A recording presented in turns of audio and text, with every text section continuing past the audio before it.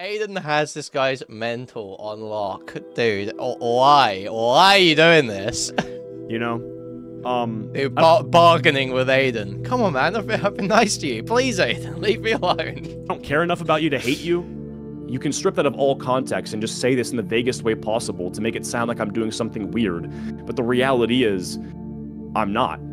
Because you said that I'm weird and behaving creepy toward mentally ill minors. He's had a very easy time milking me, right? And no homo. Do you think he wants? Do you think he'll be my friend now, or do you think that? I think it's a great start to a friendship, to be honest, Mrow. I think there's no way I can see this going other than up. So I'm sitting in my, my late night VC with JSTLK, as you do. I'm sat there and I'm playing. Have you guys seen on Steam? There's this game called Mechabellum. It's like an auto battler, but not quite. It's more like it's got like kind of RTS elements.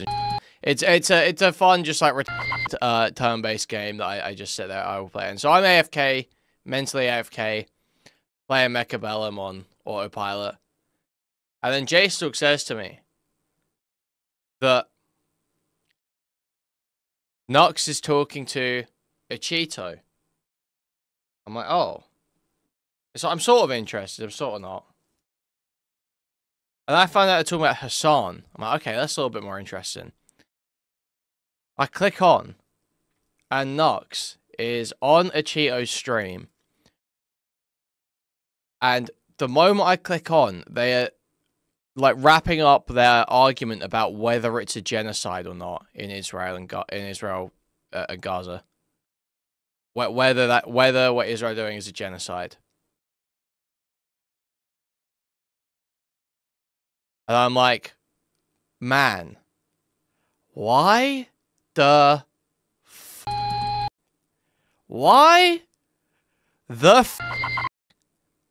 are Nux and Acheeto debating whether it's a genocide or not? I was just completely baffled and appalled, frankly, disgusted by what I had seen. And I listened for a few moments longer, and I noticed Nux is like lying through his teeth. Nux is like actually doing propaganda, basically. He's like doing straight Hasbro, like unironic, not as a joke. It was like crazy. It's we'll get to it. But he's talking about some journalist who got killed by the IDF, targeted by the IDF, and they never showed any proof that he was a member of Hamas. They just called him, he was a journalist, they accused him of being a terrorist, and they killed him. And Nux was sitting there just trying to say, oh, sending Acheeto these Twitter pictures, just like Twitter posts. Be like, no, he was Hamas. No, he was Hamas. You don't understand. Just trying to justify the killing of this journalist. And so I ended up typing in chat, and I started telling Acheeto, like, I was typing, like, Acheeto, what he's saying is incorrect. You can look this up on Wikipedia. Like, it's very, the information's there. That's incorrect. And Acheeto started pressing it with the points I was giving him. And I was so happy. I started having a proxy debate with Nux, and this guy fucking leaves after like 5 or 10 minutes of Acheeto pressing him with the talking points again. This guy fucking leaves, and he just sounds so dejected as he's going. You'll get to. I don't want to over-egg it. I don't want to act like he was super rattled. If you guys don't see it when it happens, but I think if you listen to the way he's talking, he's pretty rattled when he's leaving. So it was very funny. For me. However, there's an additional element to this debate and stream. Now, while I'm sat there typing in Acheeto's chat, people start joining the VC I'm in with J-Stalk. I think Bug joins. Well, no, sorry. Aiden joins, first of all. Aiden joins. And Aiden's like, Dude, why crying that I'm getting involved basically, and like being like, oh, this is my content. Acheeto's my fucking whatever. Acheeto's my guy, my content, my cow. And so he's sitting there. He's being annoying as fuck. He's being like, he's like a chihuahua. He's just like, it's non-stop. It's just barking, barking, barking. And I'm sitting there trying to debate Nux by proxy through Acheeto and trying to focus, and he's annoying the fuck at me. And then eventually, we turn around. I say that I'm going to cover this tomorrow, 100%. And he's like, basically, he's like, well, good thing I've recorded it. Good thing I've got a recording of it. And I'm like, okay, well, I'm sure someone else has got it as well. But I'd appreciate if you sent it to me. And he's like, no. You know what? The moment I end stream tomorrow, the moment I click end stream tomorrow, Kuihman, you can have it. I'm like, alright, I see how it is. I see how it is. Anyway, 5-10 minutes later, Bug sends me an archive of the stream, the full stream. And then Aiden's like, I say that I've got it. Aiden's like, who sent it to you? Who sent it to you? And then Aiden checks his copy of it, and there's no audio. And I wouldn't tell Aiden who gave it to me. And he was, dude, you have no clue. I wish this was on stream. You have no clue. He was, for so long, he's just like begging, trying to come up with any way to like convince someone to give it to him. Just like, he's like absolutely losing his mind. He's like, obviously we're trolling him, but there's like that element where it's like he doesn't know if it's actually gonna go, if he's actually not gonna get it. It's just like playing like, Piggy in the middle. You used to play in school where you're just like chucking a ball over someone's head or chucking their bag over their head or whatever to fuck with them. Where they can't catch it. It was like that, basically. Me and Jay stuck doing that to Aiden for like 30 minutes. And then Bug joined. And Bug started. Bug said he could have it if he paid £100 to me and £100 to Jay Stalk. Or sent Bug some voice message that Aiden's got that Bug wants him to publicize. So, currently Aiden is trying to figure out a way to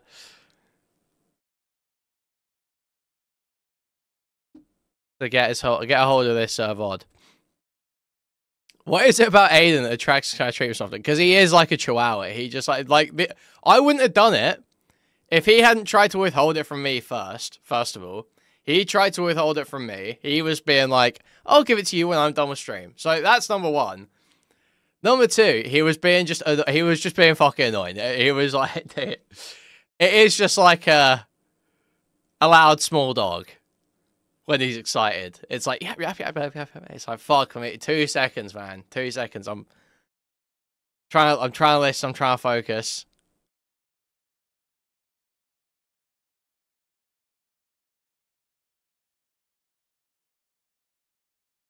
Anyway, the reason Aiden was so desperate for this is basically because somewhere at the start of the stream, or somewhere earlier in the stream, before the Nuxtaku debate, apparently Acheeto's like seething about Aiden for like an hour. And like being like, oh, Aiden, when you came to that party I hosted, you didn't have a problem with me then. Why are you covering all my streams now? Basically. Because I had you on stream because I couldn't hear you, and so I had you live on stream, and I muted you the second you started talking, but you started talking before I expected it. Oh, my fault. But hey, what's going on, bro? How are you? I'm sorry, I'm just getting a little flustered, bro. I don't know why. That's kind of sus, but I don't know. It's just good. It's good to have you here. Well, thank you. I'm sleepy though, so it's appropriate. Chat, he has so much aura. Yeah. Who is this guy? Who's he talking to? I was a little sleepy too, but Instantly come on stream. photo to promote the content cop was intentionally used as a swastika? Yes or no? Or one in chat if you think that that's true. Two in chat if you don't great think it's point true. to jump to. 'Cause I don't think it's true, to be honest. I personally don't think it matters. Yeah, you could say with iDubbbz' history, like he's got the edgelord humor. It could be he did that, but I think it's so they have so many outs for it to be plausible deniability that I just wouldn't even have brought that up as a point. Oh If my it was god! a Wait, video I was this is making. fucking Right. think before you sleep, isn't it? Oh my god, dude! Wait.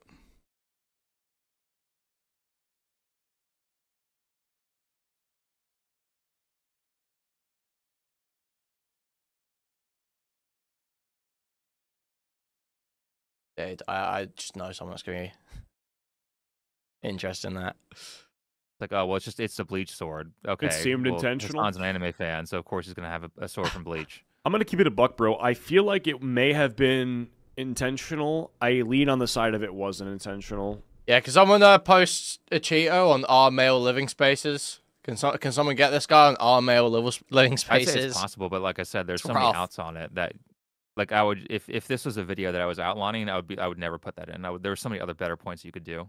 Yeah. And then, because anytime you put a bad point in like that, you allow them to hyper focus on that and then discount every other point that you've made. Mm-hmm. I agree with that. I agree with that. That's true. That's pretty true. Oh my god. Well, in an interesting turn of events, right? Right. Sorry, I thought my stream crashed. Okay, are we good, chat? Are we good? One in chat if we're good. Two in chat if we're not good. Chat, we I just wanna good? make sure Chat, before I- we good? Dude, Acheeto might be Continue. one of the most But my annoying shit just people crashed. ever. I gotta be honest. Oh, I see the chat running. Even if this guy just beat Nux, I truly can't even pretend to like him. See you on stream. He actually sucks Okay, so alright, nice. bad. It's just a delay. Sick. Just remember Yeah, there's, like, sorry. a Yeah, 10, it's 20 just delay. no. The fucking I have like a green connection meter on the bottom of my OBS, and it went to red for a quick second, and then it had an X over it, so I thought it just died. Oh. All right. So I'm still a boomer and have no idea how any of this. Yeah, Jay Stalk made a great point last night, I've got to say. That while I completely disavow terror in all of its forms, Hezbollah especially, there is a quote from Nasrallah about all of your enemies collecting in one place. And I just feel like Asmongold, Tectone, Nux, Acheeto, think before you sleep.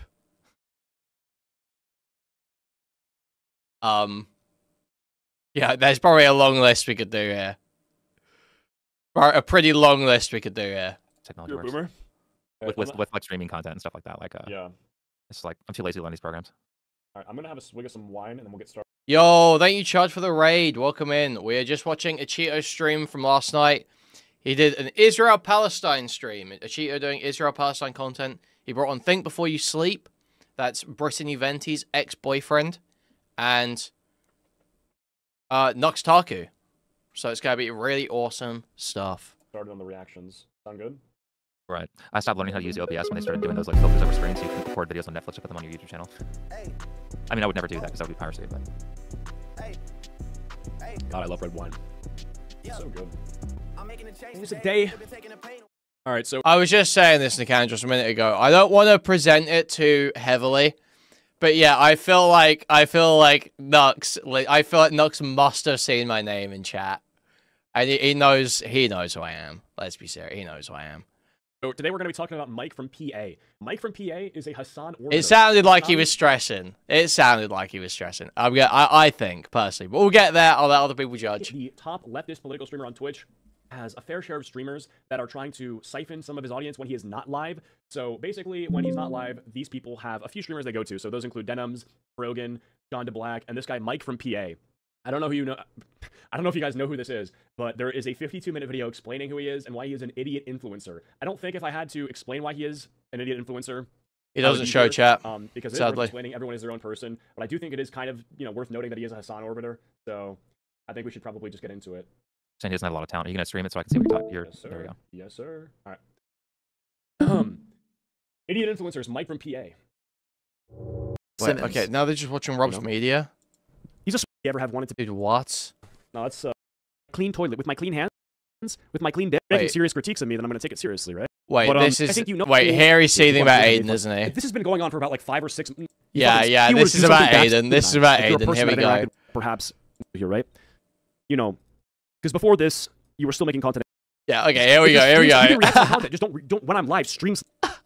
Dude. Fucking slimy piece of shit, dude. Oh my. What's going on? People get their wallets out tonight. And I don't mind, bro. Keep them donos coming. It makes me fucking want to stream every goddamn minute of my life. What's with the $4.99? Why isn't it 5? And why isn't it 55, puto? What's at least 5? Like, how do you not have one more cent? Donde estás tu dinero, puto? You like that? Bro, Donde estás tu Donde está tu dinero, puto? Bro's been watching for 50 whole minutes and doesn't even have $5.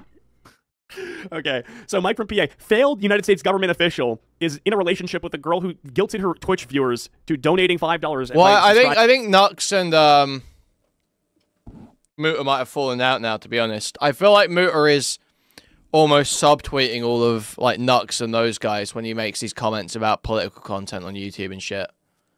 Political grifters and people turning their whole content to politics and all this shit. I think to her. Can you hover hand me, please? He has no Riz! Look at Hover this! hand me, please. Hover hand me. You better hover hand me. Can you hover hand me, please? Hover hand me, please. There's rumors that this guy left a previous relationship. I'm just gonna say this. Hold on. Let me just get this out of the way. Aiden, I'm just gonna say your name, bro. You understand that when you spam my chat, right? In order to go to your channel, I have to make sure it's actually you before I ban you, right? You understand that? Like, are you fucking retarded or are you retarded?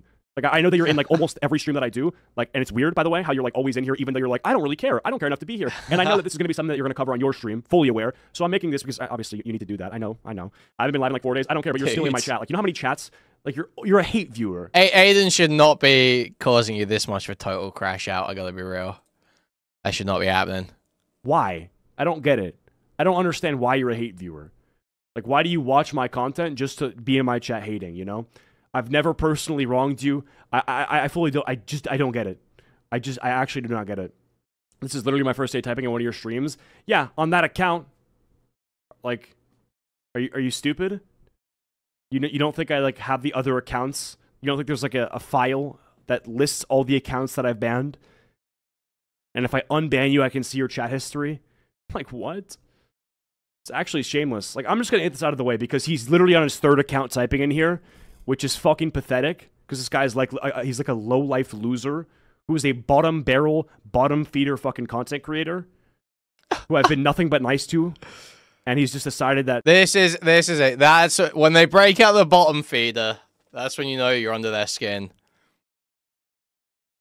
I'm such a bottom feeder, then why are you freaking out so bad? If I'm such a bottom feeder, why are you freaking out so bad? Why are you spending 10 minutes trying to tell your audience, don't listen to this guy. If this guy's covering me, just know that he's totally crazy. Just know that this guy's totally unhinged and upset. If I'm such a why is this causing you such a problem? it would be convenient for him to start hating on me because he says, in his words, I have a big ego. Okay, right. Welcome to YouTube, everybody. It is just like, but dude, okay, the thing before you say it's fucking retard. Yeah, he's got a big ego, but it's not even like a big ego in like a cool way where it's like, yeah, I'm fucking awesome. It's just like he's just obviously thinks quite highly of himself internally and gets quite sensitive if you attack that. Yeah. It's like being like, well, I just even though this guy wants the invite to the VidCon party that I hosted, he has no problem going to the parties that I host. No problem with it. But he wants to turn around and talk shit. I've done nothing to him. Nothing to this guy.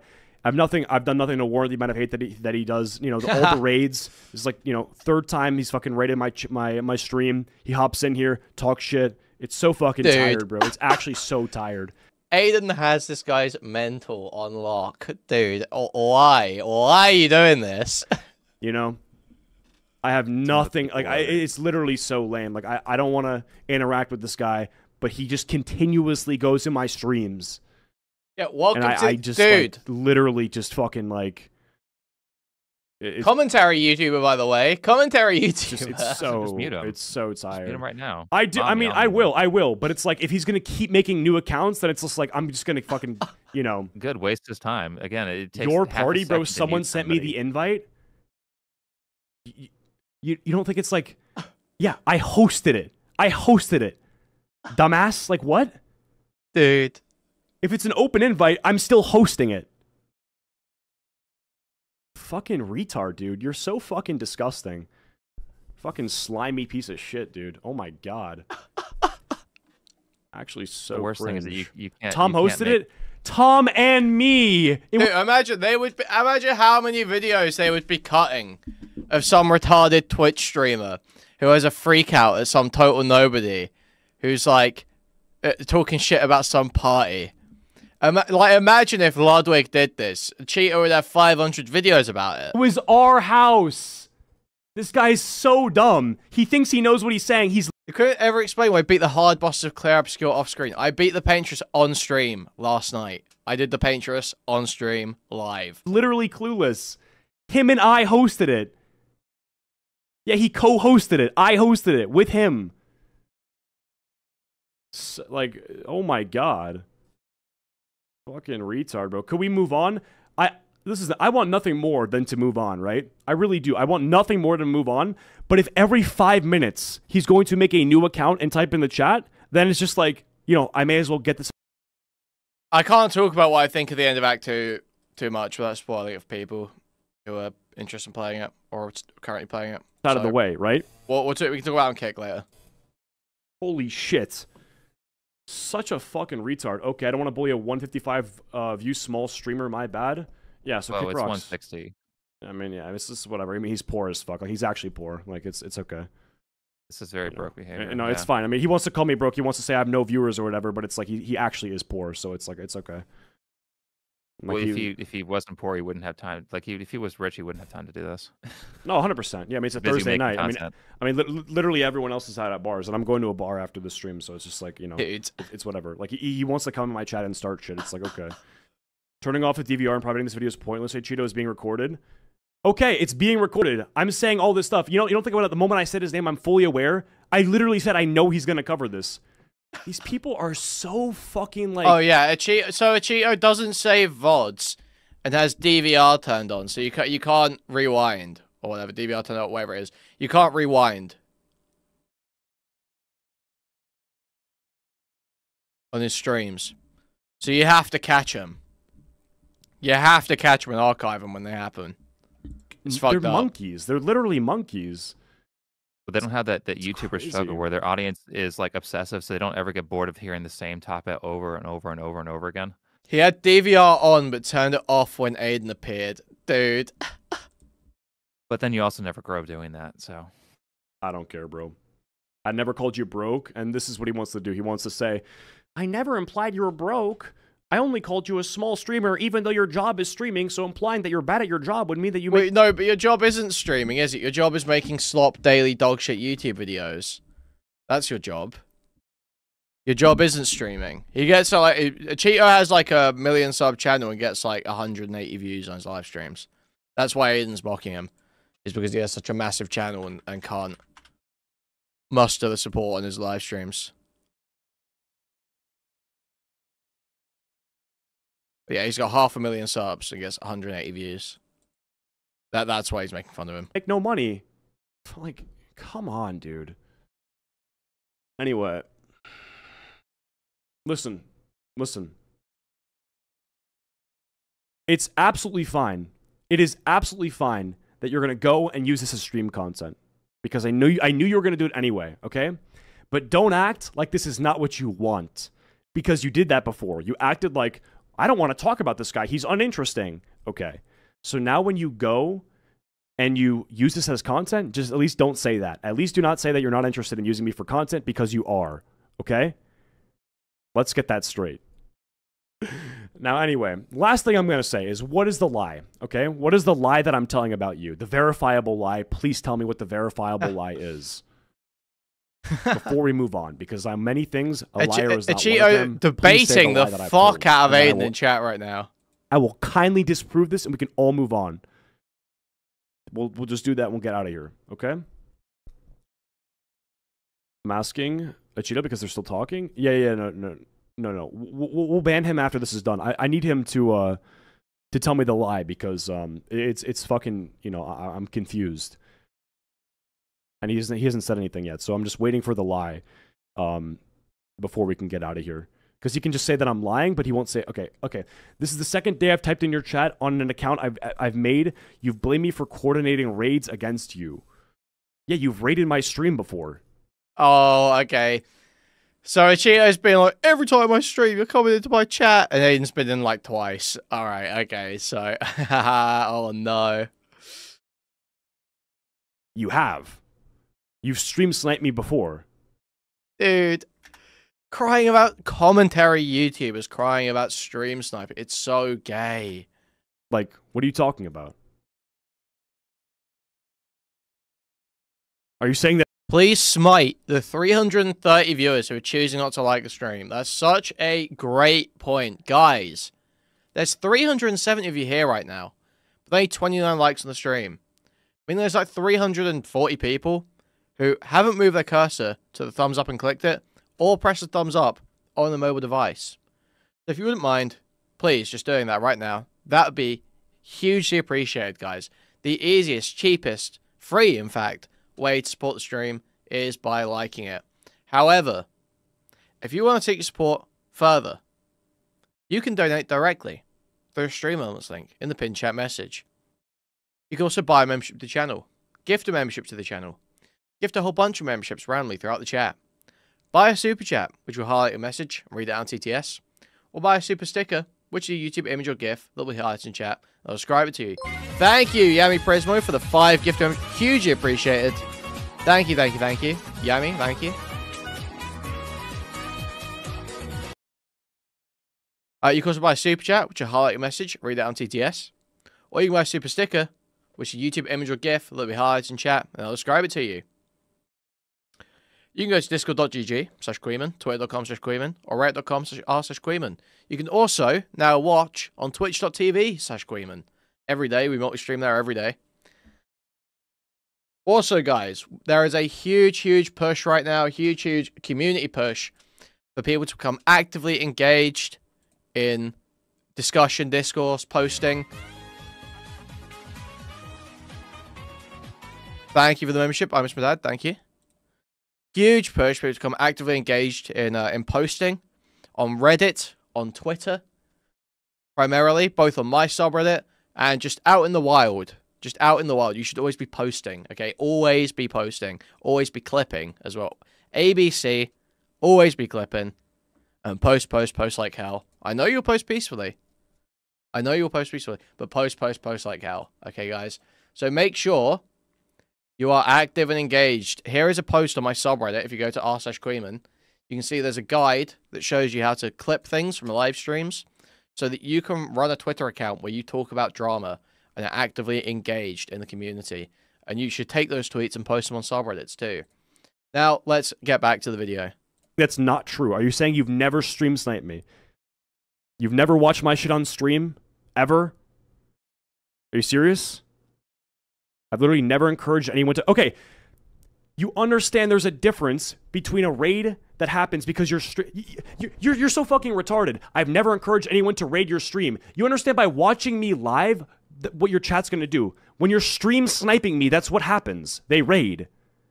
Are you dumb? I've never encouraged anyone to stream snipe you, or I've never encouraged anyone to raid you, but I'm literally going to watch you live and stream snipe you and talk shit while I'm doing it in front of my audience so that they go and fucking go to your chat. That's not a lie. You've done that. Dude, you can't call that raiding. Raiding is when you coordinate. Raiding or brigading is when you coordinate. You cannot just say, you're covering me, people came to my chat, you're raiding me. That is like so antithetical to everything commentary YouTubers usually say. Maybe Acheeto's not the same, maybe Acheeto has a different perspective on stuff, I don't know. But from everything I know, it would be insane. No one uses those words like that in these communities. That's not how they're used. It is always about coordination. You can't just blame someone for people from their chat going over when you're talking about them. Someone said you guys should fight at Creator Class 3, but that wouldn't be fair because you're like 2 feet taller than him.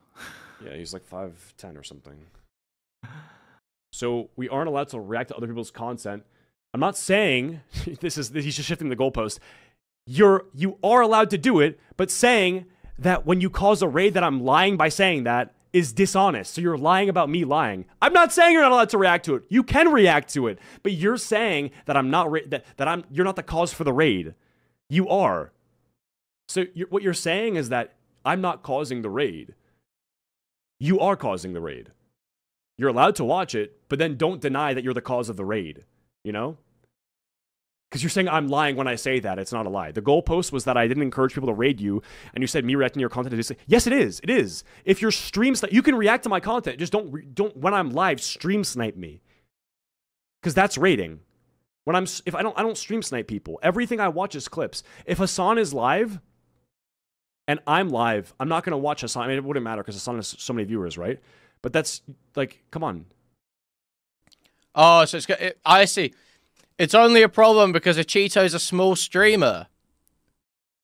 It's because Acheeto's a small streamer. I see. So it's wrong. He's easy to bully. If people go into his chat, it fills up the chat very quickly. So because Acheeto's a small streamer, you can't stream snipe him, guys, okay? Leave him alone. Leave him alone. Just don't stream snipe me. Like, that's my point.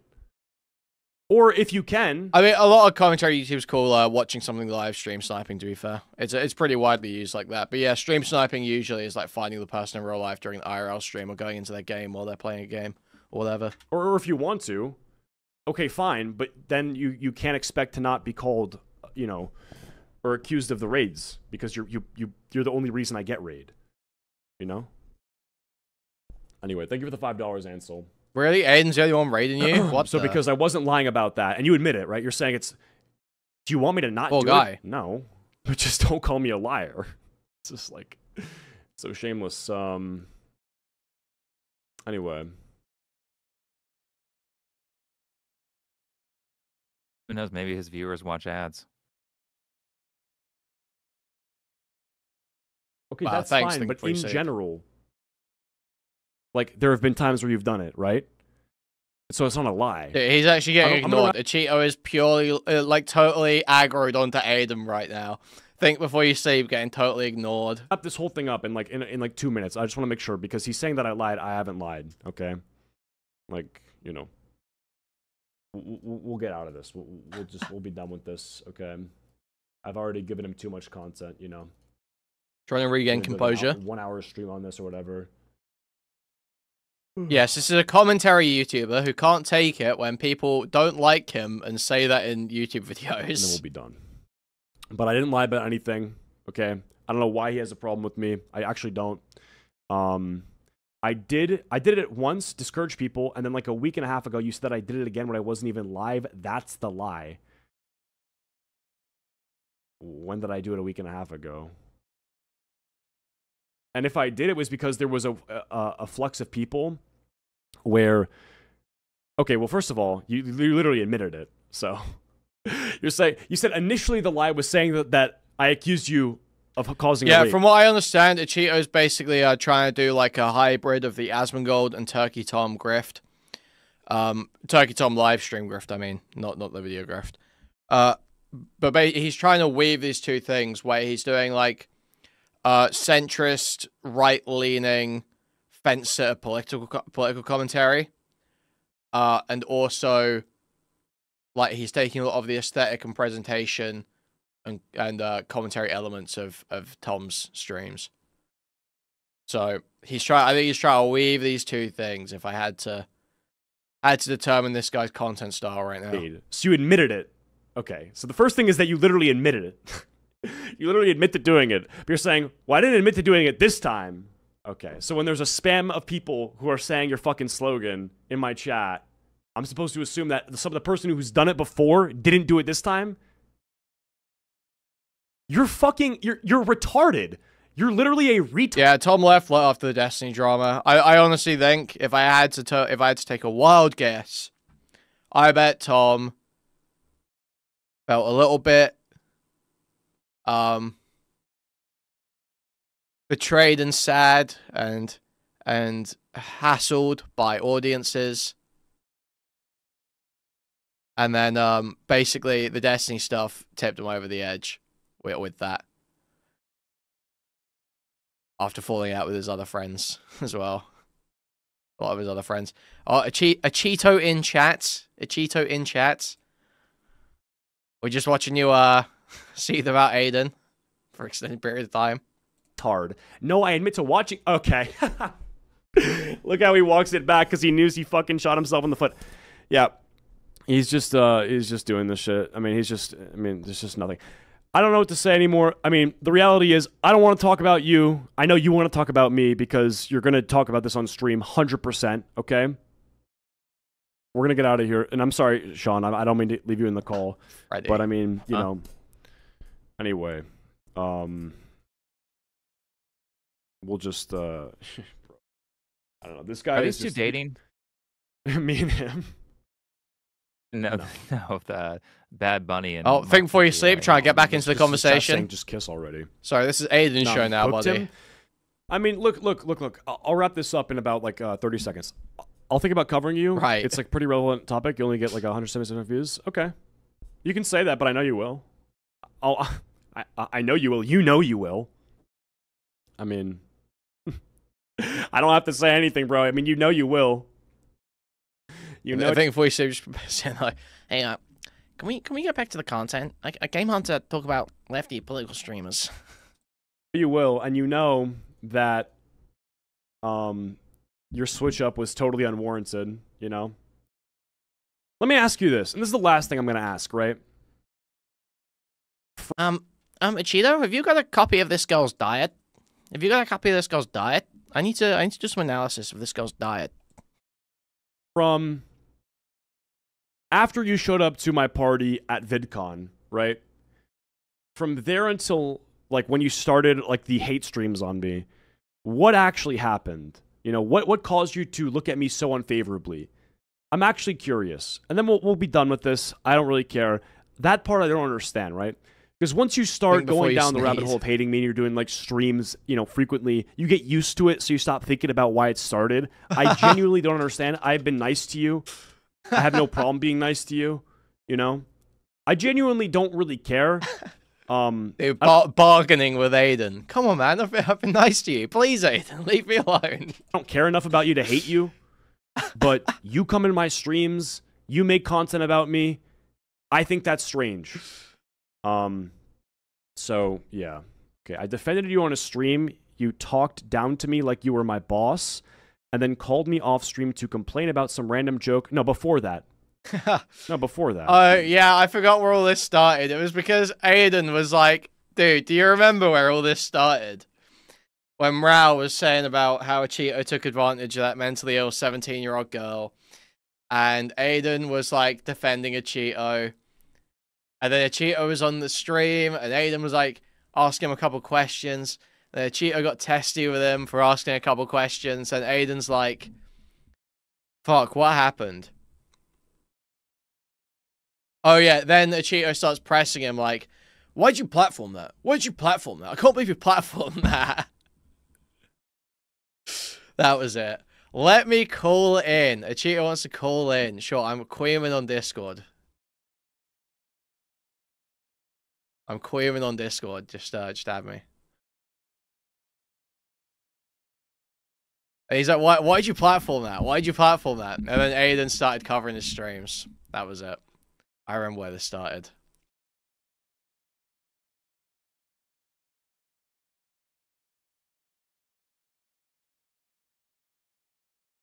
Okay, we just there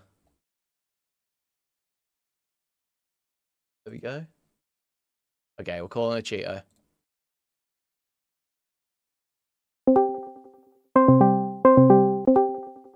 Hello, Acheeto. Hello? Hi, how's it going? Hold on, I can't hear you. Let me fix that.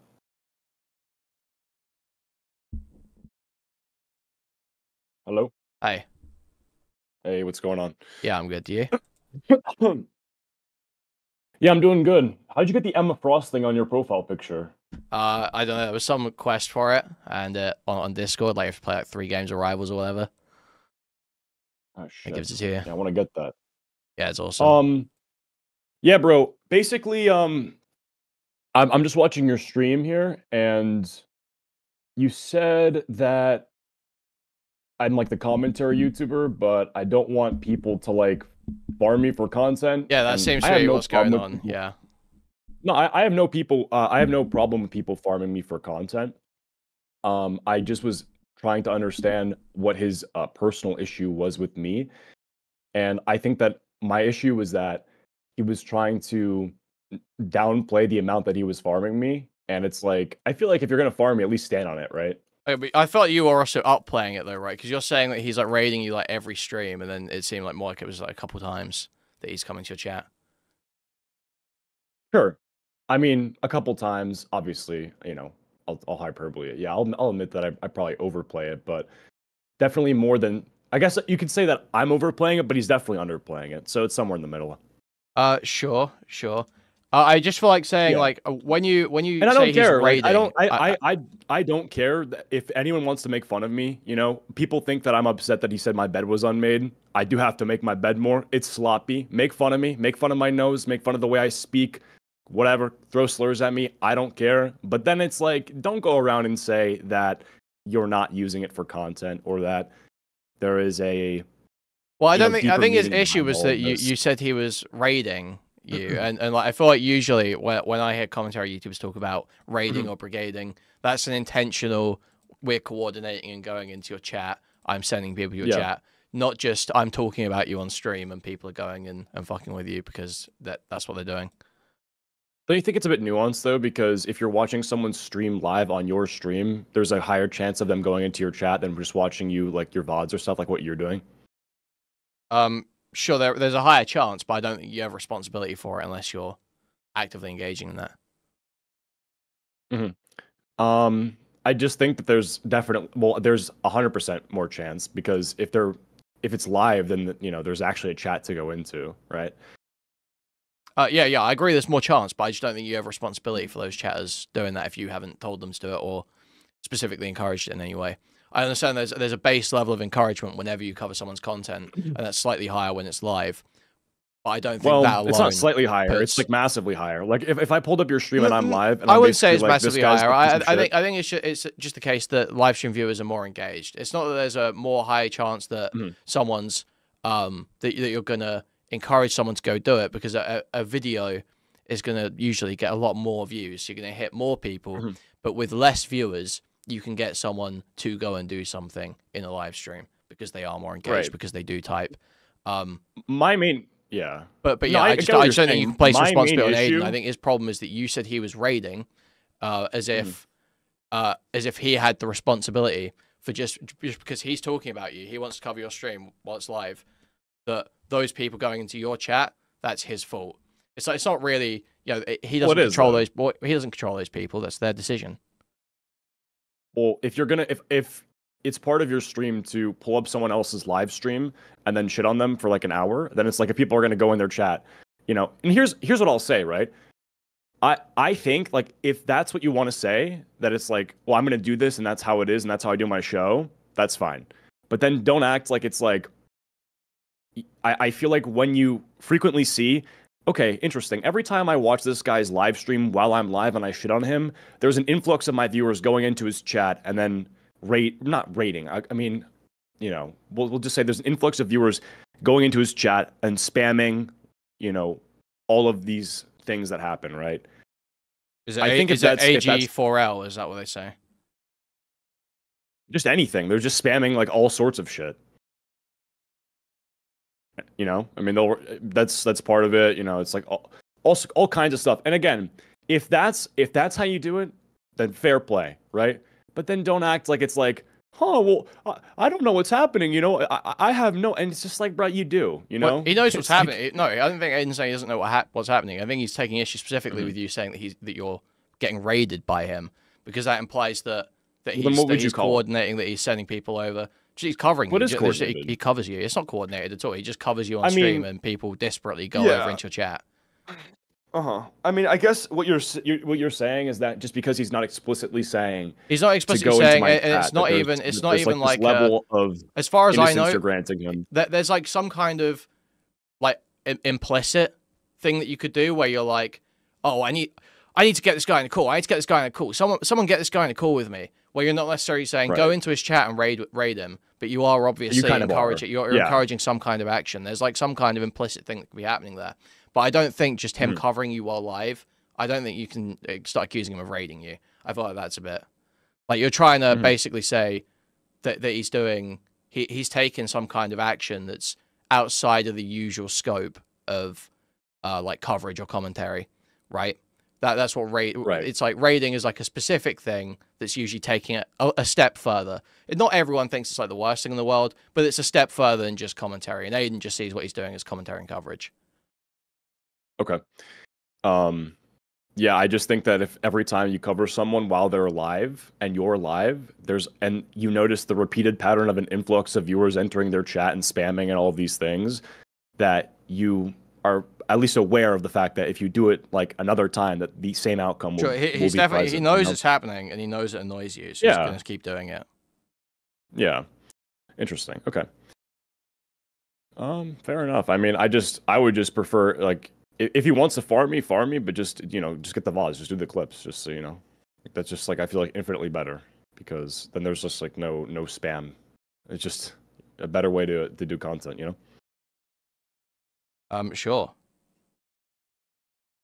So what have you spoken to Aiden recently? Are you planning to ask him or hash out on stream what your issues are, or? I mean, I talked to him last night. I shot him a message after my stream, and essentially, I really don't have an issue with the guy. I don't have issues with most, like, on a personal level. Most people who shit talk me, I don't really care about, like, because there's plenty of content shitting on me. But with him specifically, I think it got to me because this is like, 5 months of, like, he's kind of like, not every day, but, using me for content. For however much content he's made about me, I've made 0 on him. This is the first time I've, like, actually addressed him. Sure, but I know that I've done way worse to people in terms of coverage than what Aiden's done to you. And I know I'm sure if I haven't watched a whole lot of your content, but I'm sure if I went through your channel, I'm sure there are some people that you've done content on that you've done like a lot of content on, and they've probably never spoken about you. So the idea that, oh well, he's done so much content on me over this period of time, and I've never even spoken about him once or whatever, that doesn't really stack up to me, because I mean that's what we all do. That's the game. Yeah, I think that if and it's not going to be easy to convey this message to people in chat, because I feel like they kind of see it all the same, and that's fine.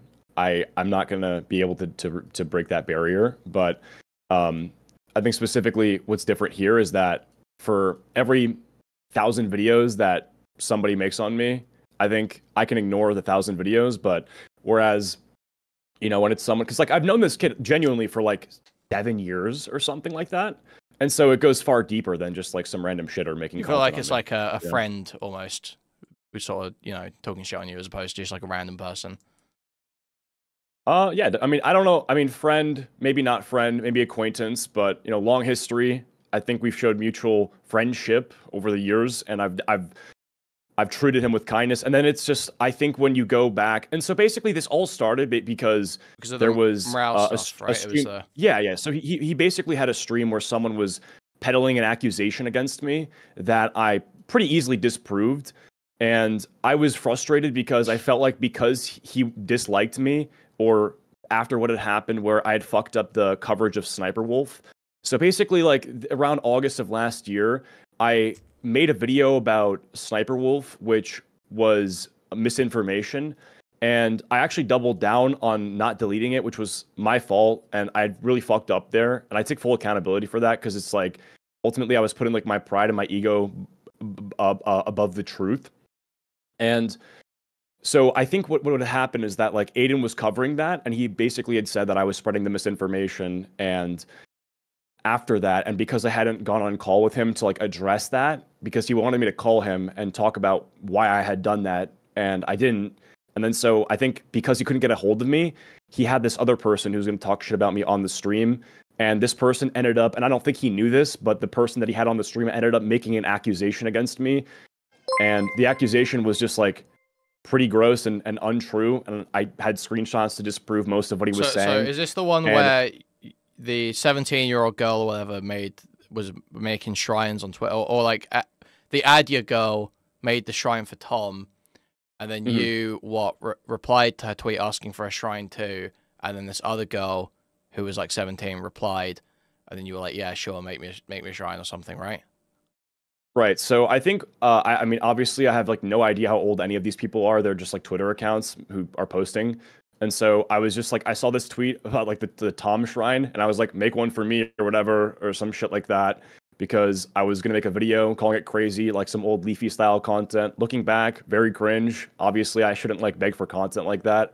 Pretty down bad in terms of like, oh, content drought, whatever. Makes sense. And ultimately, like, what had happened is that like she didn't respond, the girl from the post didn't respond, but this other girl did respond, and then she made this shrine, and she was like, I made this shrine. And I was like, okay, do you would you want to like record a video of it, like, and I could put it in a video? And then she did, and then upon seeing the video, I basically was kind of disturbed, and I had messaged her basically saying that I was uncomfortable putting it in the video because based on what I was seeing, this person actually is displaying signs of pretty significant mental illness. So I decided to not post the video making fun of her. And I also was just like, you know, tone it down a bit. Like, you know, this is kind of crazy. Was that before or after she put up a tweet saying, should I stop taking my meds? And you replied to that one.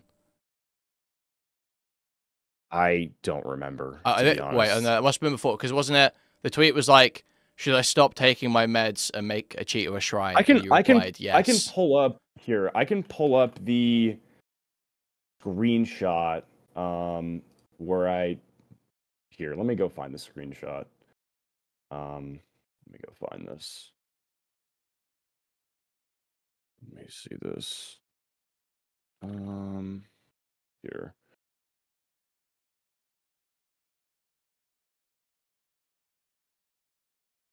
Because I messaged it to Aiden around the time, or it was the night that this happened. Do you know what his Discord is? Because I can just search him, and it will. What his Discord? Aiden Projects is his Discord. Aiden Projects. Yeah. Okay. Yeah. Okay. Yeah. So she sends me the shrine tour, and then I said, "Okay, you're not actually mentally ill, right? Like, I like the memes and stuff, but you're doing good. Like, yeah, I can send the screenshot if you want to put it up." Here. Because I didn't actually, I couldn't fully grasp how mentally ill this person was until I watched the video, because obviously, it's like I said before, they're just kind of accounts posting. I didn't really understand the Well, would you say that was kind like, of probably like a slightly irresponsible way to act, to just like message this random person who's making shrines or whatever, and like talking about taking medication and all this stuff, and to even get involved in I that didn't message. messaging? She had reached out to me, or she had responded saying that she had made it, and then I responded basically saying like where is it, or not where is it, but like, you know, make a video of it. Well, I mean, so you had can, like, use it for initially content. asked under this tweet, and then I think there was another tweet that she made in like the week or something after, where she said, "Should I stop taking my meds and make an Acheeto shrine?" or something like that. Right. You replied to that, yes. Well, that then, had to have been before, because Yeah. because I hadn't actually seen the video. And that's when and then obviously after that, Then she I comes see to it. you Then in I see it. And DMs. then I'm like, well, yeah, because the meds thing is like a meme where it's like, oh, I'm not on my meds. Like, you know, that's like Well, Twitter. I mean, I can understand you might see it as a meme, but it seems less like a meme if then later on you speak to her. And Yeah, you're like, yeah, oh, yeah. wait, you're actually Yeah, well, that's mentally ill, exactly right. Yeah, 100%. Well, yeah, because then I actually see it. I'm like, oh shit, this person is clearly not that's, all there. That's what I mean. I'm is not like, gonna make a if you video see on like them. you know, but possibly, you know, obviously don't know the exact ages, but possibly teenage, you know, 17 to 19 sort of range, possibly teenage person talking about not taking their meds, possibly the sort of thing you want to just hands off to, right? You probably want to be responsible, just not get involved in the first place, right? Yeah, no, I mean, and I would never do that now. Like, Yeah, okay, 100%. sure, Yeah. sure. But again, I think, basically the narrative that was being driven by the guy on the Aiden stream was that I was like getting off to this somehow, right? That I was like exploiting this was the narrative, and the wording was so deceptive and charged that I was essentially, and people still, they still frame the situation like this, and there's nothing I can really do, because it just, I don't know, like, people are gonna run with it, and I think they do it because they know it's not true, and it's just like, funny, I guess. They think it's funny to say that, like, oh, I'm getting off to getting shrines of me or something like that. Well, I feel like people probably also do it a little bit, because it does feel like you're playing quite a careful game with how you talk about it, where it's like you're down bad because of the content drought. It's like, well, yeah, I'm sure it is like a significant amount of it is for content, but I think there is also an element where either you enjoy the attention of female Twitter users, or you thought you thought it was cool that there were girls making shrines for Tom. You thought that was a cool thing that made him look cool, and you wanted people to do that for you as well. Well, there's something else going on there that's drawing you to this type of interaction. No, just content. I grew up watching Leafy is Here, and he would have that guy Dominic Schmidt say his name for content. And I just don't believe it is 100%. There's not, like, everyone has multiple thoughts in their head at a time. I don't believe that it was purely for content. That seems like that. Well, if most of my content is about other people, and I actually get it. Well, when I say content drought, I mean, you look at my channel around this time period, and it's mostly talking about, other content creators, and this would have been my opportunity to, audience capture moment, get more people interested in content about me. So that was kind of the motive, Sure, but there's a part of that where I feel like it plays into an image that you want, where you see the way Tom gets treated by these fangirls, and you kind of want some of that. No, not at all. Okay. I think most people are gonna struggle to believe that. I mean, I don't even read comments. Like, I don't, like, I just don't know what to tell you. If that's what you believe, then that's okay. I mean, I don't care about the female attention. It was literally just for content. If there's a content drought, and most of my channel, the ammunition for videos is about other people, and then I have the chance to take a video of, like, someone making a shrine of me, and then I can turn that into content where I'm like, guys, this is crazy, like some old Leafy stuff, then it's like, okay, it's an audience capture moment where I can hopefully get views off something that isn't, like, about other people. And I mean, you're free to believe that. I'm okay with you believing that. Sure, yeah. I don't think you're like, yeah. I'm not saying you're a fucking groom or any crazy shit like that. I'm just saying, like, if it feels like there's probably more than one motivation going on there at a time, it doesn't make it the worst thing in the world. I just think there's probably, I think there's probably multiple things that are playing into your decision to make that content specifically. Okay, well then, so do you think that it would have been, like, different if it was, like, a crazy guy who was screaming my name or something? Because I made videos like that before. A crazy guy who was screaming your name. Yeah. I think because that probably shows that I think I'm that's not like, I think that's a different thing. I don't know what the situation is with any crazy guys screaming. I look at this Sure, and I can tell you. see. Okay, go for it. Sure. So back in, like, 2021, when that was, like, my channel was just dream farming meta, there was a time period where I was like, damn, I want to get away from this. So there was this guy who was putting a garbage bag on his head, and he was called Garbage Bag Man. And then he was basically, like, commentary YouTubers would, like Dominic Schmidt, essentially pay him to, like, crash out and say some crazy shit that didn't make any sense about them, just so they could respond to it, right? And so this was basically, in my opinion, a mirror situation to that. I would say no. I think you don't think it is because it's a woman. No, I think because there's a lot. If there's someone crashing out and doing something extreme and screaming, I can understand how it's made content. The shrine thing is less inherently content. The shrine thing seems more like it's tied to image or. How is it less content? That makes no sense at all. Because it's not an explosive clip of someone screaming. It's just like a picture of some stuff. Yes, it is. You're highlighting two crazy people that are, like, talking about you. But you didn't think she was crazy, right? But I thought wait, no, hold on. When you found out she was crazy, you didn't want to do the content. Exactly, actually mentally ill. Was this other guy not actually mentally ill? No, I was like paying him to do the content. But was he not actually he wasn't actually mentally ill? Not at all. No, he was an actor. So that's my point. Yeah, Does that make sense now? Yeah, I still don't. I don't think it makes much sense that this would be content. I understand how someone screaming crazy stuff about you is content. I don't understand the content part of here's a girl who organized some pictures of me on her. I thought what she was doing was trying to overplay how much she, like, was obsessed with my content in order to get clipped. But then I looked at the clip, and then I'm like, wait a second, this is not a performance like the other guy. This is someone who's actually mentally ill, and so I'm not going to use them for content. Does that make sense?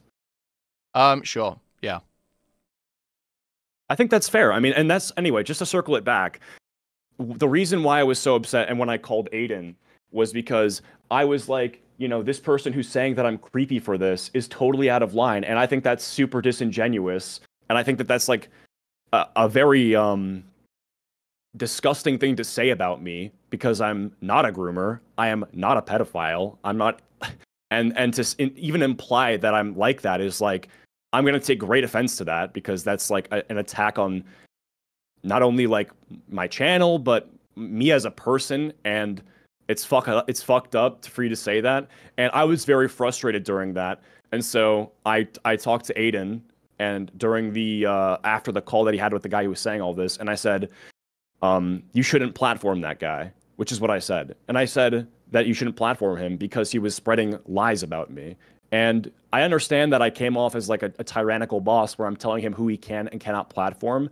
But if someone is hosting a guy who's spreading false accusations about you, I think you're in the right to tell the person hosting it that you shouldn't do that.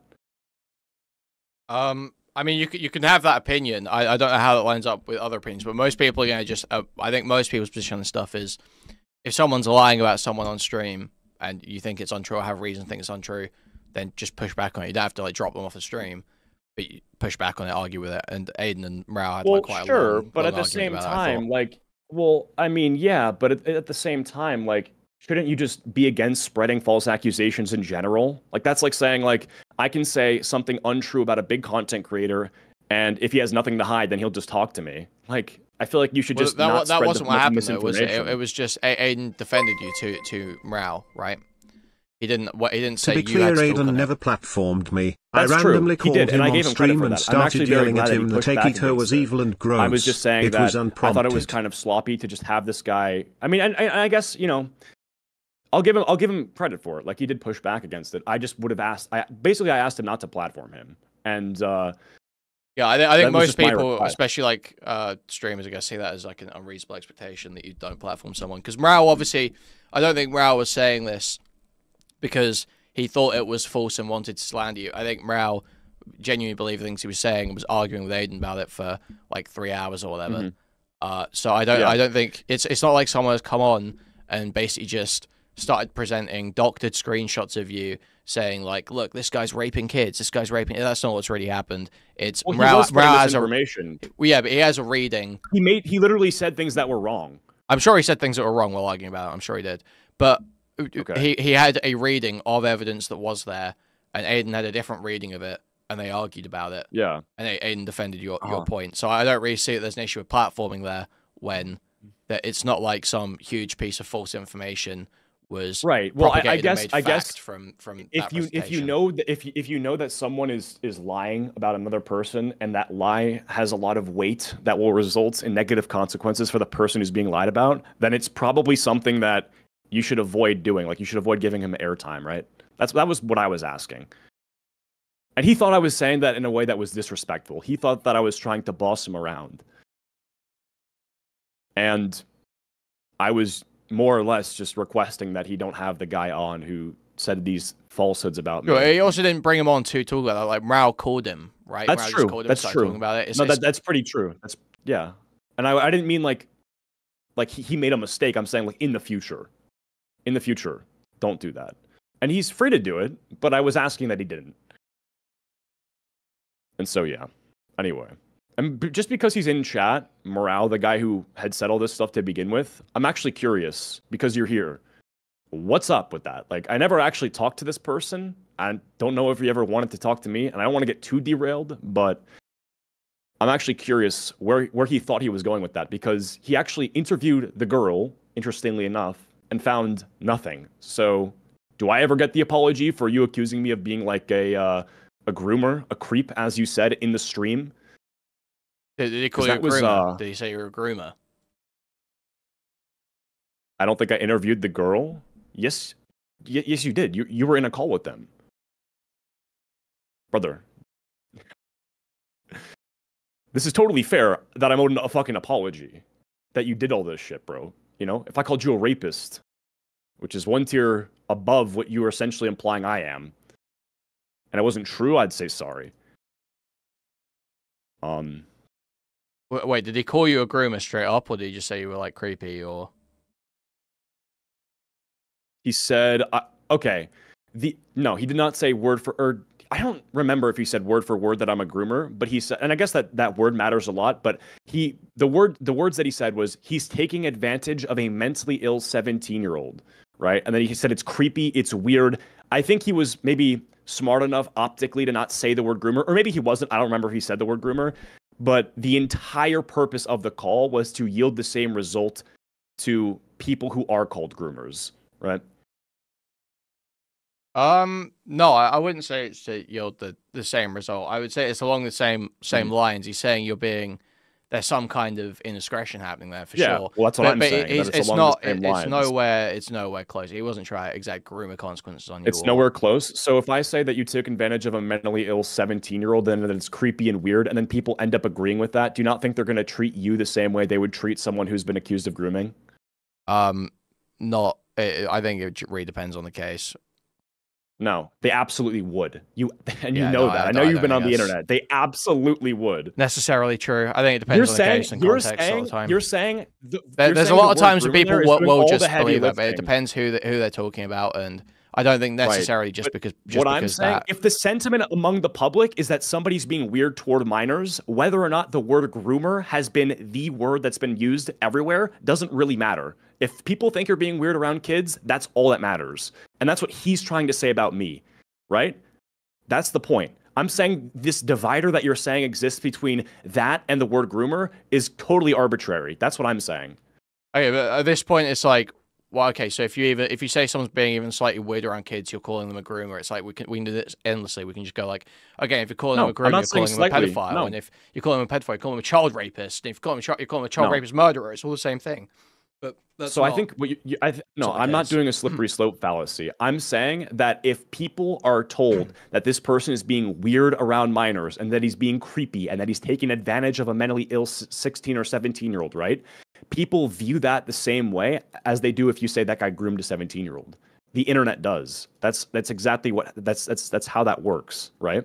I'm not saying that if you say that someone's a groomer, that people who are saying that the groomer is now a rapist are right. I think that is silly, and I think that's a slippery slope.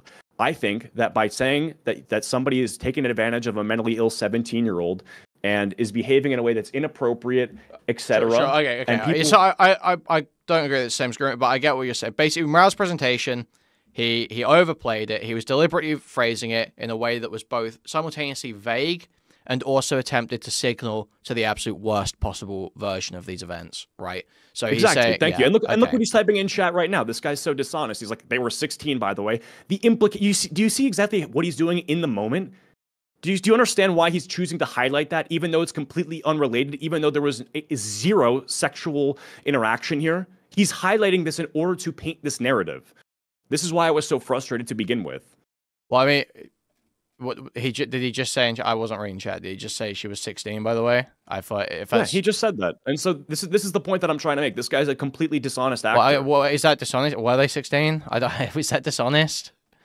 If we keep saying 17, they're like 16. In terms of the narrative, it's in terms of the narrative. Highlighting the age of this person is like basically irrelevant when there was no sexual interaction that took place, because you're trying to highlight the age. It's like saying I talked to a 5-year-old. Like, if you're like, the only reason you're bringing that up is to make it sound weird, but it could be like I talked to a 5-year-old, because fucking is like whatever, like if a 5-year-old fucking got lost or something, and I'm like, where's your parents or whatever, right? Like it's just like you can make it sound inappropriate by just saying, whoa, you talked to a fucking 16-year-old. It's like you can strip that of all context and just say this in the vaguest way possible to make it sound like I'm doing something weird, but the reality is I'm not.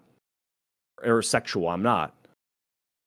But anyway, I don't want to I don't want to get like too focused in on this, because this I only brought up to highlight the thing with Aiden. I mean, if you want to still talk about this, we can. No, I'm fine to move on if you want to move on. Yeah, I mean, basically, I was obviously very frustrated with the coverage against me on the situation with the provable lies, and Aiden pushed back because these were provable lies. And so my frustration was essentially that this had been said on his stream that had a lot of viewers, and That was it. I told him I would like if you not platform this person. Don't platform him in the future. You know, that was my request to him. And he had got offended, I think, after, or he had been upset that I, in his words, disrespected him, or I talked down to him, or I was condescending. Even any request like that, okay, any request like that is going to be received real poorly by streamers, saying don't Acheeto incapable of thinking of even one non-sexual discussion with a child. Don't bring this guy on if he's going to lie about me. I understand like asking that to like someone you've got an acquaintance with. If this guy's just going to come on and lie about me, can you just not bring him on? Or something like that, if you've got like, a good relationship with him. But anytime you're saying something like, don't platform this guy again in the future, or something like that, try to put a specific block on someone, that's going to be received incredibly poorly, and people are going to think you're being crazy. I mean, I just disagree that people would think that it's crazy to make that request. I think it's a reasonable request. Like, it feels like, you know, there's a lot of, especially, I know someone like Aiden is going to have this mindset of like, there are a lot of, you know, big streamers and big content creators who will have attitudes of like, oh, this person's small enough and making criticism of me to where I can just ignore them. I'm gonna ask my friends to just ignore them and blacklist them, and then I can just completely shut out that voice. And I could have ignored this. Sort of principled opposition to that sort of request of like, don't platform this person, because it's like we want to keep everyone involved. Right. Well, the reason that I hadn't, the reason that I only responded and started responding at this point, like I didn't respond when he wanted to talk about the Sniper Wolf stuff, and the only reason I responded at this point was because I had screenshots that proved what he was saying to be false, and when it had something to do with something as serious as like allegations, obviously at that point I'm gonna jump in. I'm not gonna let something like this go uncontested when I have something to prove it to be wrong. Sure. Especially when it's that serious, you know? Sure, yeah. I understand totally the mentality of just that show you didn't use the video. Yeah. I mean, and like, I get it, you know, ignore this person. He's not big enough to even entertain, but it's serious enough to entertain. No, I'm not saying, sorry, I'm not saying just ignore Mrow or don't release your evidence. What I was saying was that Aiden's going to have a problem with you asking for someone not to be platformed, because there is this attitude among established content creators of like, if there's a small person, I will just ignore them, and then I'll ask all my friends to never talk about them or talk to them, and then that way I can completely shut them out and never have their criticism be heard. Because there's that attitude among established creators, someone like Aiden is going to have more of a mindset of, well, fuck that attitude. I want to be able to bring on everyone. I want to be able to have any criticism. Fuck what people are telling me I can and can't talk about. I don't want to abide by that. So if you say, don't platform this person, he's almost going to want to platform him more, probably, to be honest. That does make sense. That does make sense. I do think you can also see where I'm coming from, though. I understand. I feel like if you and Aiden had like a closer relationship or something, it would make maybe more sense. But it doesn't seem like you and Aiden were super tight. Like, you've known each other a while, but it's not like you guys are, talking. That's true. I mean, necessarily, that's true. That is true. But this was the first time I had a proper interaction with him since VidCon last year.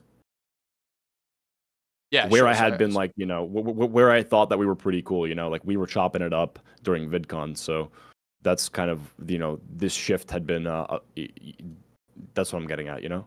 Cool. Anyway, so, I mean, this guy wants to call in now. If you want him to call in, I guess, like, I can, totally up to you. I don't mind. I'll bring Mrow in. Well, I mean, anything he wants to say, I can disprove. So I say, fuck it. Like, I mean, if you'll be good to moderate, then yeah, sure. We'll just get this done with. All right. You know, bring him in.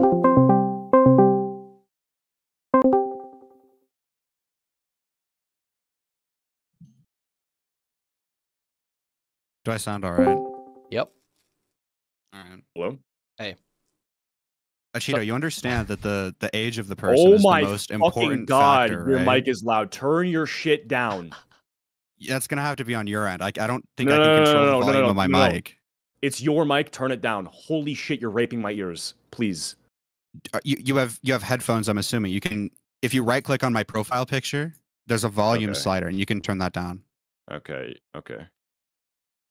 I don't know how to do that on my end. I'm sorry. I'm not a tech guy. You're good. You're good. So what were you saying? It feels like to me, right? If I'm being bad faith, if someone was being bad faith to you here, and I'm playing the role of that person. It seems like to me you deliberately raised the age from 16 to 17 to try to make yourself seem slightly better when you probably did know the girl's age. I think I actually said 17 first, to be fair. I think I said 17. I mean, Acheeto didn't correct you.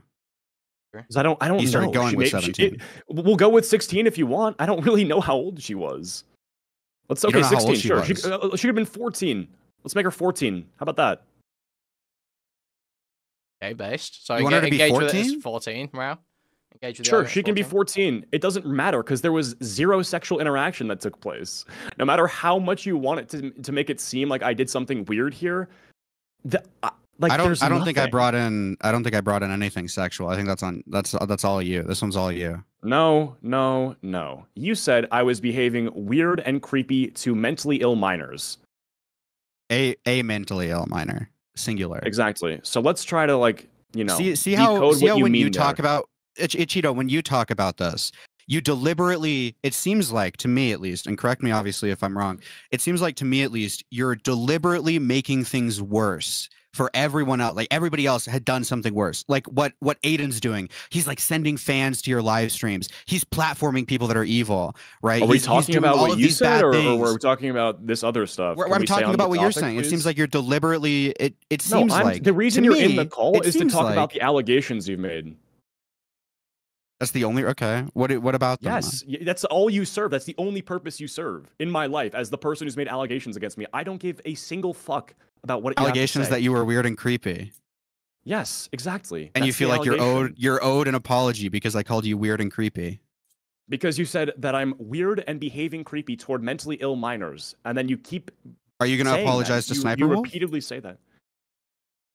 I'm gonna apologize to Sniper Wolf. Okay, I'll make you a deal. I'll make you a deal. Let's do this. I'll make you a deal. If you give a genuine, heartfelt apology. No, I'm not making. Hold on. You can't. If you give a genuine, heartfelt apology to Sniper Wolf, I will give a genuine, heartfelt apology to you. It's true. Is he not just like? Are we gonna talk about what you've said, or like? I mean, this guy's a joker. Can we stay on the allegations that you made against me? Yeah. What are you bringing Sniper Wolf? I thought we went. I mean, I'm. Is that not the topic we're on? Yeah, we're talking about the allegations. No. Yeah, can you stay on the topic? Like you're talking about Aiden. I feel like I'm on the topic. You said during the discussion about the allegations that you were owed an apology. Is this not tangentially related? I feel like this is not too far off the nose here. Okay, it is. When you say that I'm weird and creepy for what had happened, I want you to provide evidence for that. At the time, I saw your interaction, and in my head, I had emotional response to that, of which I was like, oh, this is a little weird and creepy. This is probably something you shouldn't be, doing as a content creator. I think this is a little bit of reckless behavior, right? Okay. So let's stop downplaying what we said. It wasn't you that you said it was a little bit of reckless behavior. You had gone on for about 30 minutes trying to convince Aiden that what I had done was weird and creepy around hours upon days. Hours upon days. It wasn't 30 minutes. Okay, and you're saying that that's how you felt at the time. Do you still feel that way? I mean, logically, I know I was wrong, but emotionally, yeah, I still probably feel that way to some extent. Okay, so logically, you know you were wrong, and yet you're still defending it. Why? When have I defended it? The reason you're in the call is to defend it. The reason you are even in this group chat is because you are standing 10 toes down to defend it, yet you just said you know logically you're wrong. I don't think that's the so I just thought deal? No, what? I don't think. Why are you here then? Why are you here? If you know you're wrong, then why are you here? I don't understand. If you know that you're, I wanted to chat with you. You said you were owed an apology. I just wanted to chat with you. If you know that you sound fucking retarded, then why are you in the call? You literally admitted that you're making no logical sense and you've lied. So why are you in the fucking call? I mean, do you want me to leave? If you can't defend it, then why are we here? I didn't come in here to defend it. Then what? I can explain my actions at the time, but I'm not going to defend the allegations from months ago. Why would I do that? That's really silly. What are you doing? You're not going to defend the allegations, so you admit right now that they were false allegations, yes or no? I don't think they were false allegations. Even though that they were not logical and they were completely based on your emotions. What was the allegation? What was the allegation? Dude, oh my fucking God, you're actually scrambled. So if you're going to come in here and know and admit that you made illogical, false allegations, Acheeto, what was okay, let me try and just you tell me what you alleged. Let me try and how is it a false allegation if you don't even know what I was fucking alleging? So what are you talking I think about? the issue here, so the issue here is Mrow made the reading of the situation that was Acheeto is exploiting 16-year-old girls for content or attention or whatever. Mrow's exploiting vulnerable teenagers, basically. Acheeto is. So you made that allegation. Then Acheeto released this additional DM or set of DMs that showed that upon receiving the video, Acheeto said, wait, you're not actually mentally ill, right? Because I can't do this if you're actually mentally ill. And then didn't use the video.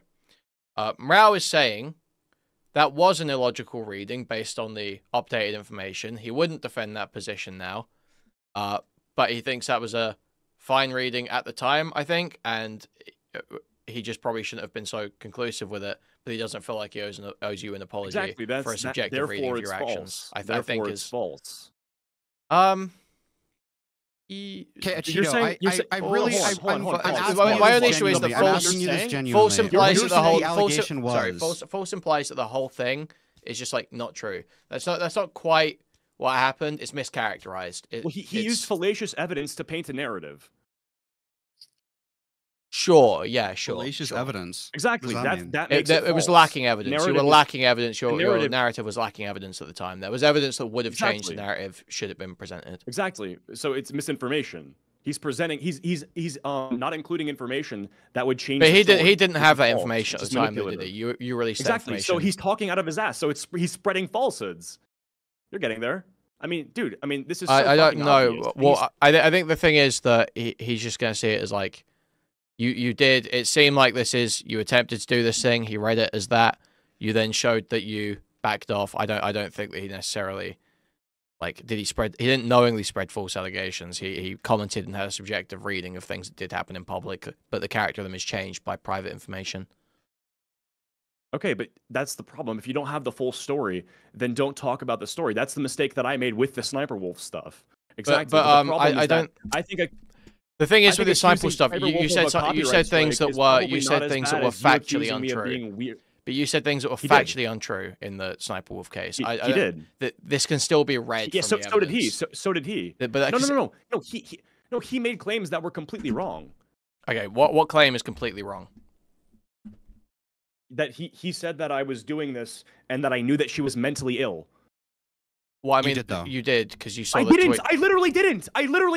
That's why I didn't release the video because. But you can very easily. Okay, but you realize it's incredibly easy to argue that you did, right? Because you did reply to a tweet about her taking her meds. Yeah, but that can be okay. But you have to understand that when you see that, I don't actually know if that's real or a meme. But when I actually see the evidence of the way and you can argue that, but like, wow, now you're saying that these are like whole cloth false because you've got this. How do I say your name? How do I say your name? Kuihman. Yeah. Kuihman. Okay, Kuihman. You have to understand. Earlier, you said that it makes a lot of sense that after I got the video of her doing the shrine tour, that when I then watched that, and I'm like, wait a second. I'll be right back. Give me 1 second. I'm sorry. Well, no, I'm not saying. I'm saying that the explanation you're giving makes sense. I'm not saying that I think that I'm totally sold on it. I don't know exactly what happened here or what your mind state was. I mean, okay, but then if he's gonna say that I knew that she was mentally ill, that's just not true. But it's very easy to argue that you probably did know because you've replied to her. Like, both make sense. You can argue that you didn't know how mentally ill or that she was actually mentally ill until after you'd seen the shrine. Mrow can very easily argue that that's you what I'm saying, and that's the truth. I'm telling you that's the truth. I mean, okay, you can say that's the truth, but I've got no way of determining which one's true. Sure, but let me ask you, like, as person to person, right? Not him. Let me ask you, do you think, and honestly, if you do, then you do. I can try to convince you out of it because I believe in, who I am as a person, that I knew that this girl was actually seriously mentally ill because only after I saw the video, which displayed her character, and I was like, wait, this is actually serious mental illness, I then decided to not release a video. Yeah, I don't know. I think that would show you. I wouldn't make a firm statement on how you were thinking at the time. I just would look at the behavior. Why? Why wouldn't you do that?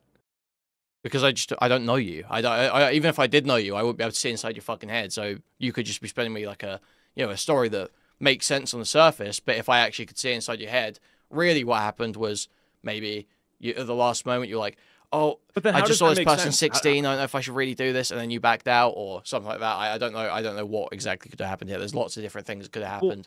Would you back out? Okay. Well, I mean, I guess if you don't, okay. I guess all I can do is tell you that that's I literally had no idea of knowing that. Sure, but like but the thing, all I'm saying to you is I can't determine as a third party what your state of mind was. So Mrow has a pretty easy argument that you did know. You have a pretty good argument that you didn't know. I can't determine which one's which. So for you to just say whole cloth, what Mrow's saying is false. So that's not quite true. Well, then the other thing is like, okay, if you can say that I'm giving an argument and that it's really, no one can truly know, that's fine. I guess what I would say then is like you should remain in the neutral because if what I'm saying makes perfect sense, and you can say if what you're saying is that what he's saying makes perfect sense, which I don't think it does, that should still put you in the center of not doing anything, of not making a definitive claim. Anyway, I'll just make that point. The second point that he said, which was another lie, was that I was taking advantage of this person, okay? In order for me to have truly taken advantage of them, then that would have having the advantage part of that is getting something out of it, which is the content, which I didn't do. Yeah, I think that's what Mrow would say is illogical or didn't make sense in his reading. It doesn't make any sense. But it's very easily like he could just because if he's going to say that it wasn't the content, then he's going to say that I was like getting some sort of sexual gratification out of it. You can just which say is like the real fucking problem. You tried to, or you entertained the idea of taking what this girl. It's like very easy to modify. You keep bringing in sexual stuff. I don't think there was any sexual misconduct, and I don't think at the time I ever alleged that there was. Okay, so then what's the part that's creepy, weird, and manipulative toward a minor? Manipulative. See, you keep doing that. You try to make the arguments worse. Do you not realize that? Or taking advantage. You know what taking advantage is? Manipulating just someone. stick to the phrase taking advantage of a mentally of teenager. But yeah, I see what you're saying, Mrow. Acheeto, you have injected words a couple times that Mrow didn't it's quite synonymous. Use. Groomer isn't. You used groomer a moment ago. But yeah, anyway, so just use this phrase. We'll always just say taking advantage of mentally of teenagers. So in what way was I taking advantage of this person? So I thought, or do you not believe that? I mean, if that's what you're saying, if you're saying now that you don't believe that, then that makes sense. But if you think I actually was taking advantage, if I had to defend the position, I would say the thing you got out of it was the Why would you have to? Why would you? If you had to, no one's making you. I mean, okay, you don't have to do anything. Why would you Mrow, would you say? Let me fucking talk, piece of shit. Okay, before you do this, Mrow, wait. Just say what you think of your position back then. Just say what you think of your position back then. Do you think were you right? Were you wrong? How much were you right? How much were you wrong? What I thought you were getting out of it was the gratification of the shrine. I didn't think you were getting content out of it specifically. I didn't think that was the thing that you were getting as your end goal. My thought process, at least at the time, was that you were getting the shrine out of it. That's what I thought. Does that make sense? The shrine itself? Yeah, that was what you were getting your gratification out of, the little dopamine. What do I enjoyed the attention. You enjoyed the attention you were getting out of that. That's what I thought. So how does that make sense if it's just one person and not like the potential 100,000 views I could get from the video that I didn't do? If your argument is that I wanted attention, I could have gotten 1,000,000,000% more attention by actually making a video that I didn't make. And you could probably get a lot more attention by doing a mass shooting, but you're probably not going to do that either, right? No, the difference is that because there's obviously levels to it. There's obviously levels to it. Attention from an individual is way different than attention from like an audience or a group, right? You're probably going to be more fulfilled by individual attention, I would think. No, are you stupid? This is my job. I would have made money doing it. That would have actually gotten. I would have actually materially benefited from making a video. I'm not talking about monetary gain. So you're just talking about this invisible gain that I get from watching a 30-second clip of someone doing cringe content. Let me try to explain. Do you think Taylor Swift is more fulfilled by her husband and kids, or do you think she's more fulfilled by the audience she performs music to? I have no idea. Maybe maybe she's materialistic. You have to answer. If you had to give an answer, what do you think she's more fulfilled by? Do you think she's more fulfilled by? I understand you don't have any idea. I want you to try to just think it through. Give me an answer if you had to. Do you think Taylor Swift is more fulfilled by her family, by her husband? In this hypothetical, she is. I don't give a fuck if she's married or not. Like, or do you think she's more fulfilled? This is completely. What are we talking about? Taylor Swift isn't even married. This is a completely irrelevant argument. Answer the question. Do you think someone's more fulfilled by individual attention or audience attention? That's basically the crux of this. It depends. You're asking me something that is completely circumstantial. Then it depends on what. Explain your fucking thought process. Holy, you can't engage with the hypothetical. Because it's a fucking retarded. You're asking Acheeto, me how would you if feel I if can you ate read breakfast someone's this morning? mind. How would I feel if I ate breakfast this morning? Probably fine. You did it. Awesome. Okay. You lost round. Wow. You just got cool. raped. I got owned. Okay. You don't even have to engage then. You don't even have to engage. I will just explain to you my thought process. I would think that someone, based on personal experience and things that I've read, things that I've heard, that someone would be more fulfilled by individual attention rather than audience attention. So in my mind, I had thought that you would have gotten fulfilled by this encounter. You would have enjoyed that attention that you received. In my thought process, the end goal wasn't necessarily the content. The end goal for you, again, in my mind, I'm not saying this is anything that you did. I had thought that the end goal was the attention that you got, right? Do you still think that? Yeah, I think you enjoyed the attention. You might have to narrow down your question. I'm sorry if that's not what you wanted. Do you still at this moment think that I enjoyed that attention? That personal attention? Do you think I really got something from that individual interaction? Because I can sit here and tell you that I honestly did not. Like, and you're free to not believe that. I think most people would. And I that's think most okay. people would if they reached out to someone and they're like, "Hey, make this shrine for me," whatever. I think absolutely. Well, no, I didn't 100%. reach out to her. I didn't reach out for her to make it. You reached out on Twitter for someone to make it, and she responded.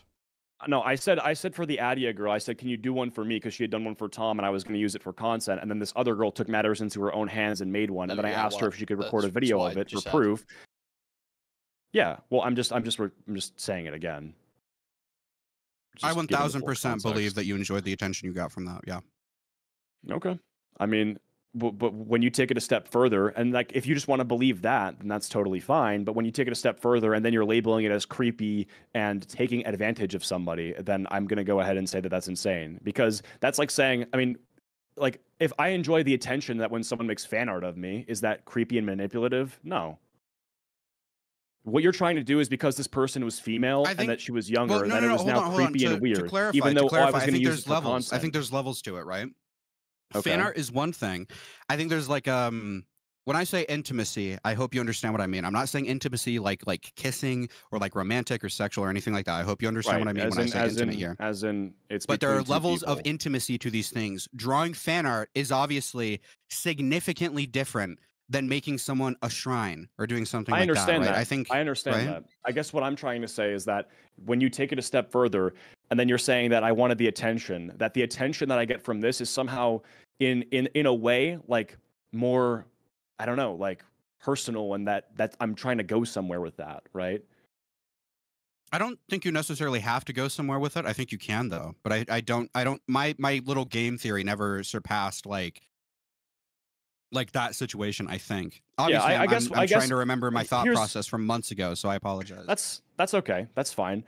I guess what I'm trying to say is that if you think that I was doing that for personal attention, if that's what you believe my reasoning solely for it was, or maybe you think that it was multifaceted. Maybe you think that I wanted the attention as a cherry on top. I made some money on YouTube doing it. Maybe that's what you think. Or maybe you think that it was actually really creepy and that I was doing this in order to get some sort of sexual gratification or whatever. I don't know. I don't know if that's what you think. I don't know if your reasoning for all of this takes you to that direction. That's what it sounded like in the debate. But at the end of the day, all I can tell you is that I wanted this for content.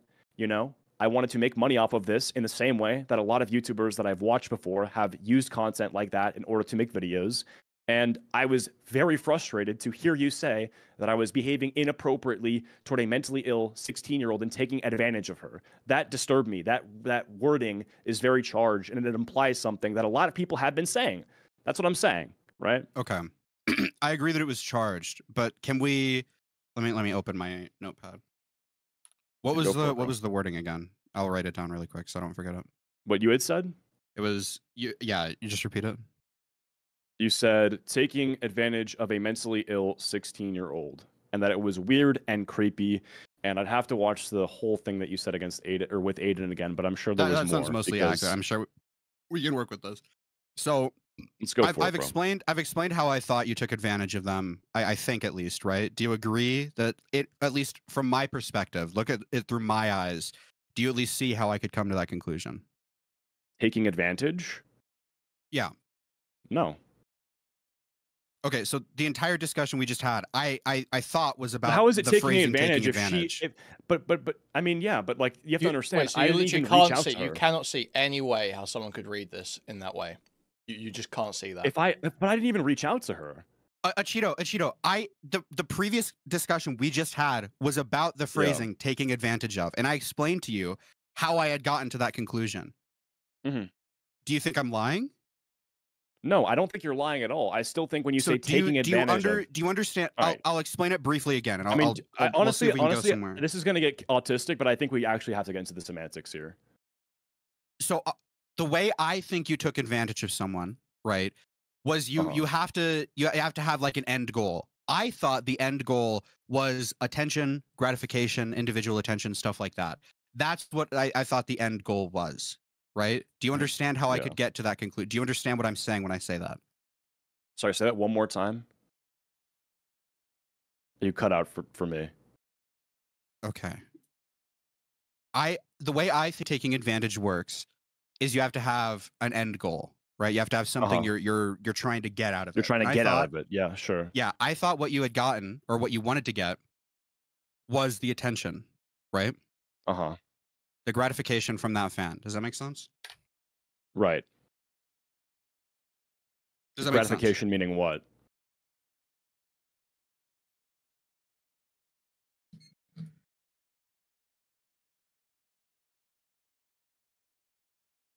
Okay. And that's what you thought I was trying to get from it? At least one of the things, yeah. I think it can be true that you wanted content out of it as well.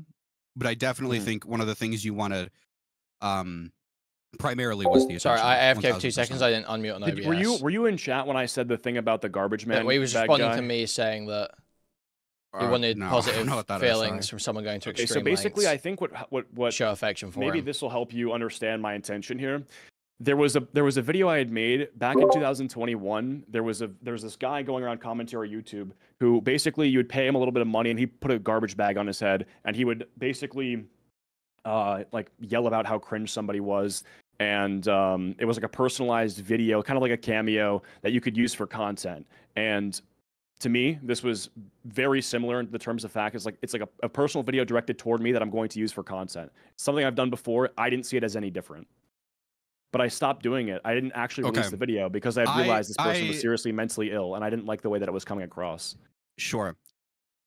The reading that I got was that you knew their age and you knew that they were mentally ill, and you were still going through with the idea, right? And you were still talking to them. That's the reading that I got. Obviously, I lacked the context that you had stopped talking to them because I never had interacted with this girl. I never wanted to interact with this girl. I wanted to have a level of disconnect. I don't want to talk to victims or in most cases even the perpetrators. I don't want to get that involved, right? So the reading that I got was that you knew their age and you knew that they were mentally ill and you didn't care. Right. Which is how I came to the conclusions. I did not know that they were mentally ill. And in terms of the age, I don't even fully remember if I had known her age. I mean, to be honest, I don't think it matters. Yeah, I don't think it matters because my reasoning wasn't about the age. It was about the fact that they were very mentally ill. Like if there was like a 25-year-old girl who had done the same thing and was displaying extreme signs of like mental illness, I wouldn't have done it. That was my reasoning, right? So yeah, I mean that's just what I'm trying to say. And I didn't like the way that you had explained yourself on the Aiden stream. That's basically my entire point here. I mean, I would agree with you. I thought my reasoning was really retarded. Oh, okay. Cool. Well, I appreciate your reflection. You want to apologize to Sniper Wolf, and I'll apologize to you? You want to do that whole rigmarole? Let's get it out of the way. Sniper Wolf, dearest lover, I deeply apologize. No. I'm joking. I'm joking. Hey, come here. I'm joking. Come here. I'm joking. Come here. I wrap my hands around your waist. I whisper in your ear. Come here, Acheeto. You gotta be for real. All right. Come on. Let's. What the fuck are we doing here, bro? Kuihman. You gotta be for real. Can we moderate this shit, bro? Hold on. It sounds like you guys are reaching a conclusion here. It sounds like he's taking advantage. If you're owed an apology by me, I think YouTuber. Sniper Wolf's owed an apology by you. No, I mean I am sorry to Sniper Wolf. Like I should have done more research when I released the video, and I certainly shouldn't have doubled down. Okay. It was fucked up. Like, Acheeto, I mean, I'm sorry. I am genuinely sorry for my wording. Obviously being misinterpreted by everyone. That's obviously on me. If everyone is misinterpreting my wording, I think the fault 100% lies on me. And I obviously a lot of people came to the conclusion that I was alleging some sort of grooming or pedophilia or something like that, which is obviously bad. False allegations of that degree all good, are bro. bad. So I apologize. That's just kind of what it's all good, bro. I just, when there's a wave of people saying shit about me, and it's just like not true, that's really good. While I have you, are you embarrassed of your content that you do? My content, like my streams or my old stuff, like the commentary? Probably streams, because you're hiding a lot of the VODs. I'm noticing.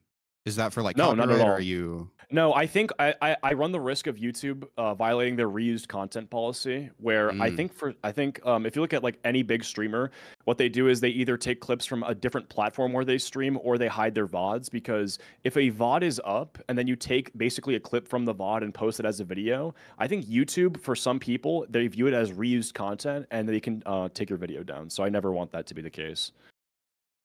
Like, that's why Asmongold streams on Twitch, not YouTube, even though he has, like, he could probably get the same amount of viewers on YouTube, because that's where most of his traffic comes from, is his YouTube. So you'd think that he would just want to stream here, but on Twitch, I think it's better because there is it doesn't violate the policy. And I've been thinking about paywalling the VODs too, to be honest. So, were you upset by by people making fun of your messy bed? Nope. I was upset that Aiden was dogpiling me. You make fun of my messy bed all you want.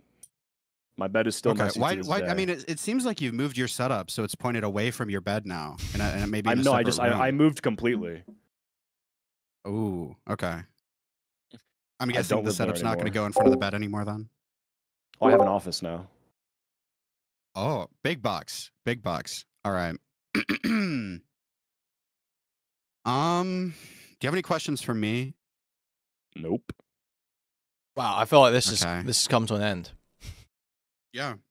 All right. Well, Acheeto, I love you. See you, bro. Have a good one. God, fuck that guy. Am I right, Kuihman? Oh shit, he's still here. What the hell? I thought you were leaving. Okay. Was there anything else you wanted to talk about, or should I hash out with Mrow? we got super sidetracked with that. I think I said what I had to say. I'm glad that he was actually thoughtful about the conversation. And let's get some Mrow W's in the chat.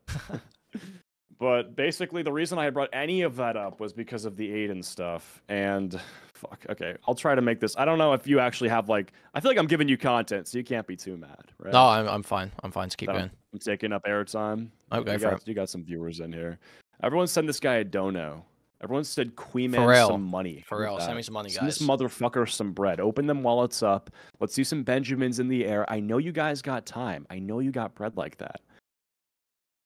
And so anyway, basically, after that, I had said the don't platform him thing, and then so basically, then he did like a stream talking about how upset he was, or I don't remember. I don't want to say that because that downplays it, because it was disrespectful. But he had done a stream afterward where he was talking about partially that he was going over the call that I had with him after that debate, where I was saying that I didn't like that he platformed the guy.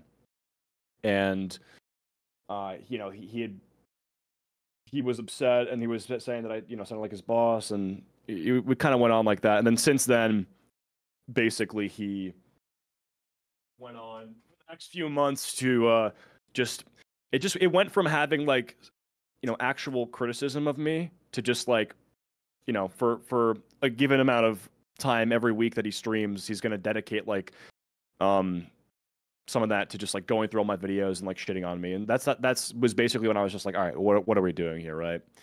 And it's been like that for 5 months, and then it kind of came to a boiling point when I was streaming, because it was 5 months of just basically his fan base going in my chat and him farming me and stuff. And I don't really understand what he was trying to get from it. And yeah, that kind of brings us to today. Okay, have you got any ideas what maybe Aiden finds so either annoying or aggravating or What's drawing Aiden to covering you so much, do you think? Good question. I know the answer. I think it's because I with him specifically, he's had a very easy time milking me, right? And no homo. I think what happened is like, because I've known him IRL, and like I think the relationship is more personal between him and I, that I'm more inclined to actually respond to him and address him. And so, whereas like if someone just raids my chat, I'll just ban them. I don't really care who they are. Him, I actually, with the personal relationship, it kind of is like, okay, I'm actually more likely to respond to him because I know him. If that makes sense. Yeah, so he was able to sort of like bait you and fuck with you because exactly. you already knew him, right? Yeah, and that's a character flaw of mine, where if I know someone in person and I've had a beyond surface level relationship with them, I take what they say more seriously. I think that's something that everybody has, right? Sure. I feel like, is there anything in your content that Aiden might have an issue with, or do you think it's just specifically the personal thing that's led to this? Well, it's interesting because the reality is my content's been pretty much the same, and it only kind of started happening that he started like, you know, shitting on my content and getting like these responses from me after the like Sniper Wolf stuff, basically, if that makes sense. Right. So it sort of felt like opportunistic, where while this guy, you know, kicking while he's down, basically, while he's getting shit on and people have turned on him for his coverage of Sniper Wolf, I'm going to use this as an opportunity to go through all of his videos and nitpick certain things just to farm hate. And that's fine, but I think that it's like, you know, I'm like, all right, well, you know, I thought we were, you know, like, of all the people to do that, you wouldn't expect it to be someone who you've had a friendly relationship with, right? Yeah, sure. I mean, sometimes. I mean, it's content creation, so I mean, it's gonna be anyone, right? I think if you're friends with commentary, I think there's a strange standard that I think maybe you might have, where a lot of commentary YouTubers think that, oh well, we're all friends, so don't cover each other. But it's like, then I think it's not. Not really. Not that. Not that he wouldn't cover me, because he was in his right to cover the Sniper Wolf stuff. But I would say the farming. The farming was when I was sort of confused as to the like, because there's a point where it's like you can hold your friends accountable and you can call them out, but then I think if you're just it goes from like accountability to basically just like preying on someone's downfall, right? Yeah, I feel like I'm trying to like almost present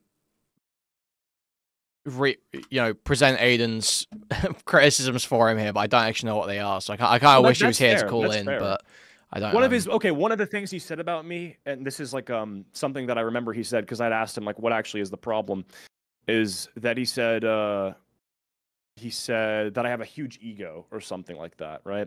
And I think that it's interesting, because I think if you look at most people who he's interacted with who have had similar blunders, they also have huge egos, and I know them because I've been in the rooms with them. And it's just that to me is not sufficient reasoning, because it's just, you know, been the. I've heard him call you a fence sitter as well at some point. What do you think of that?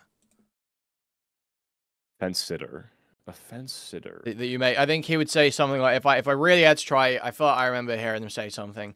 He was saying that you make fence sitting content. You're trying to do like the Asmongold thing, where you go as long as possible without taking a position and just sort of react to like, oh, the like go, wow, whoa, sort of thing. Someone wrote Googling fence sitter. No, I don't think I'm a fence sitter. I think I've said things that I believe in pretty firmly. I don't know where I'm fence sitting. I guess like if the content isn't, I mean, because, you know, I think my content's a mix of internet figures and talking about drama regarding them, a little bit of politics, a little bit of gaming, so it kind of is all over the place. And so I don't think there's your chat's actually really funny. I think that you know, maybe I have fence sat before, but I don't really fence it, to be honest with you. Like if I go to my channel here, I mean, I'll just pull it up. There's nothing I've done recently that's been very fence sittery. Matter of fact, like the only time I've really fence sat, right? I mean, I don't know if you're actually gonna have time to get into the Nuxtaku debate. The moment you hopped in my chat, the moment that you got into my chat, like I was actually, because wasn't I like pushing back on what he was saying? I don't know much about what's happening between Israel and Palestine in terms of ongoing conflict. It seemed like conflict. you didn't really. Nux was saying things you didn't have any context for them, so like, that's you not couldn't really. That's not fence sitting, right? No, no. Like, it was just like you just didn't have the information on hand to argue with what he was saying. So exactly. It was just going and through. so like I'm gonna look at my channel right now, right, where it's like I'm talking about Dave Portnoy. Do you know what happened with Dave Portnoy? Yeah, you got some minor anti-Semitic incident, and then freaked out on it on Twitter or whatever. Exactly. I took the position that was totally uncalled for. That's not fence sitter. I've talked about Lily Tino and how this is a transgender influencer who's just being fucking out of pocket and needs to be arrested. Saying you need to be arrested, that's a pretty firm take. And so I'm not fence sitting on the iDub stuff. I'm not fence sitting on Nintendo. I'm not fence sitting on Frogan. It's not like all these things you can go through my channel. I mean, like again, I know you're just displaying something you've heard him say, but I'm not a fence sitter, and also I'm not nearly as what I would say is sorry if I'm gonna try and keep the argument going. Those are all quite easy topics to have a safe take on. You can it's very easy to just say the Dave Portnoy thing. To say, I think it's even the Dave Portnoy thing. Yeah, I think saying like putting up sign. What was it? Someone put up a sign saying "fuck the Jews." You think that's like not this isn't a tricky. Like for most people, "fuck the Jews" is pretty clearly anti-Semitic. You're not really gonna come under any fire for saying "fuck the Jews" is bad. Same with saying Frogan bad. I was taking the stance that Dave Portnoy overreacted. Oh, okay. I mean, maybe there's a. I don't know what the discourse. No, that's definitely not fence sitter. Yeah, no, I'd say that's more difficult to navigate for sure.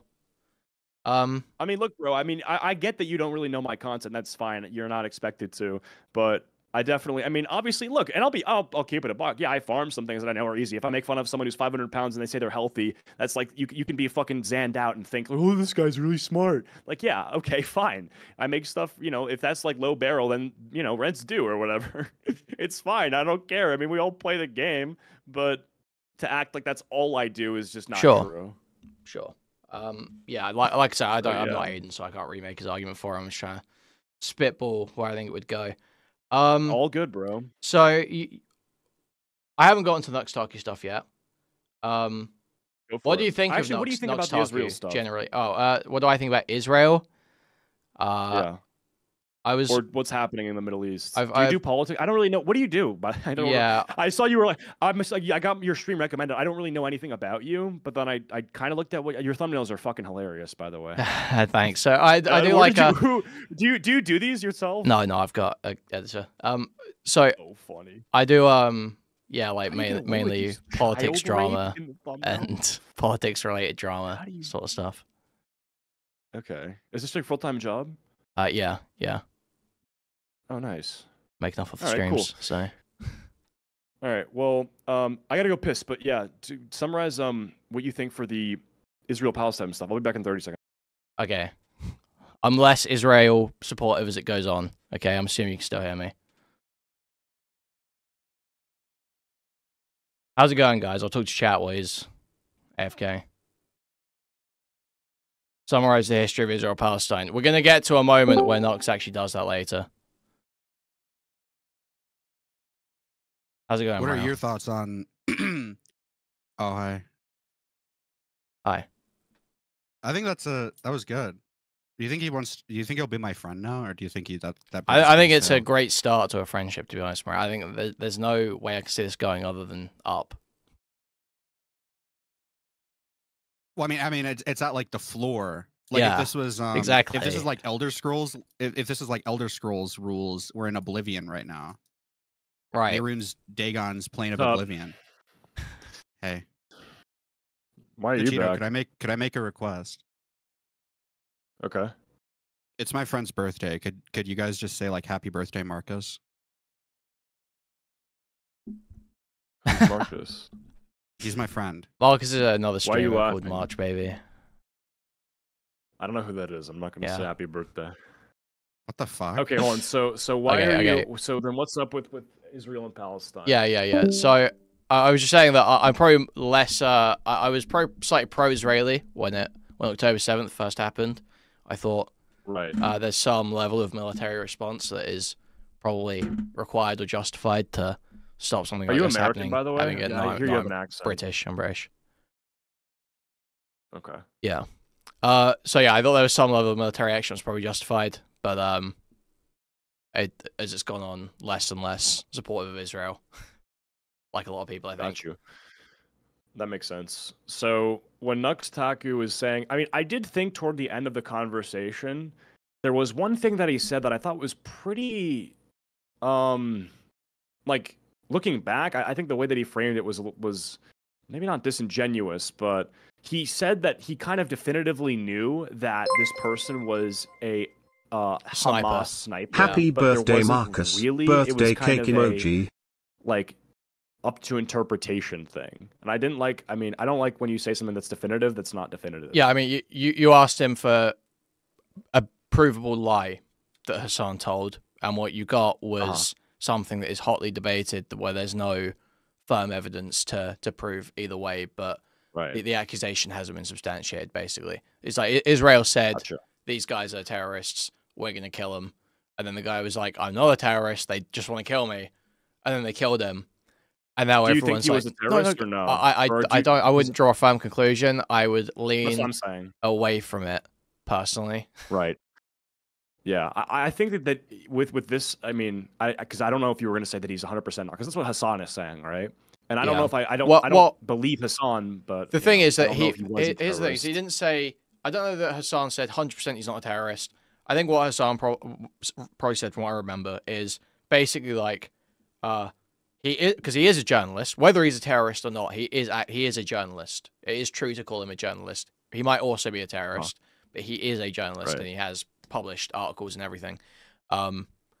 So Hassan said he's a journalist, true, who was baselessly accused of being a terrorist by the IDF, true, right, and then killed. Well, just if he was a terrorist, I think calling him a journalist is a little. I think that's also dishonest, because that's like saying, and I said this in the conversation, that Hitler's a painter. Yeah, but right? So I would agree with you if Hassan just said this is a journalist who got targeted by the IDF and killed. He was just a journalist, blah, blah, blah.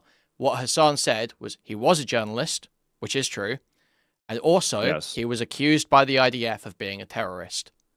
And that is also true. It's not true that he is a terrorist, necessarily. We don't know that. You can say definitively that he is a terrorist. What you can say is the IDF accused him of being a terrorist and did not present evidence. Yeah. Yeah, that makes sense. I guess you kind of have to operate on innocent until proven guilty. Yeah, exactly. And so... and this is something that happens with Hassan a lot.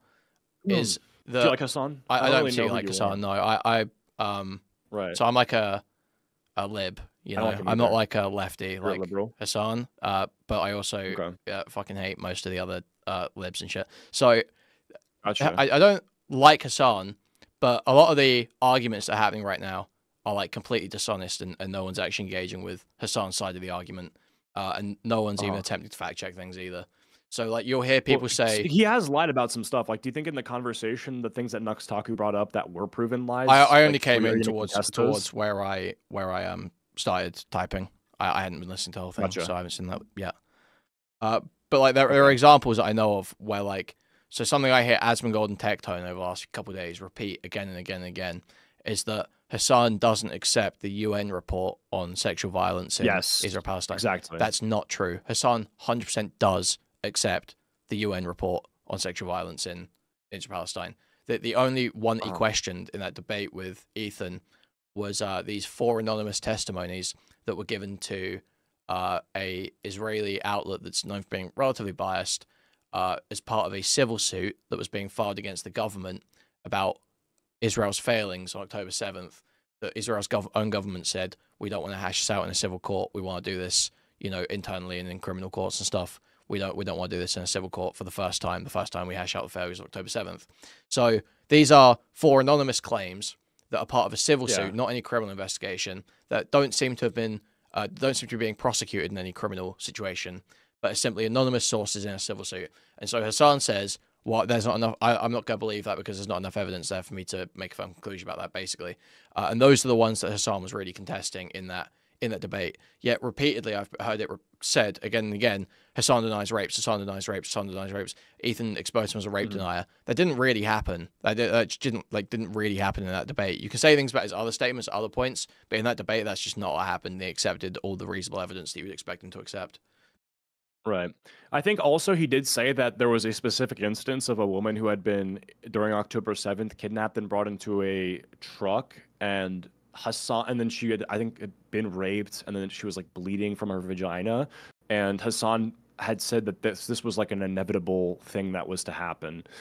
So I think whether or not I haven't seen enough clips to know if he like fully denies rape on October 7th. Okay, so but I do know that he did say that specifically in this case this was an inevitability, and I think that's pretty tasteless. Okay, well, why do you think it's wrong or tasteless to say that's inevitability? Why do you think that?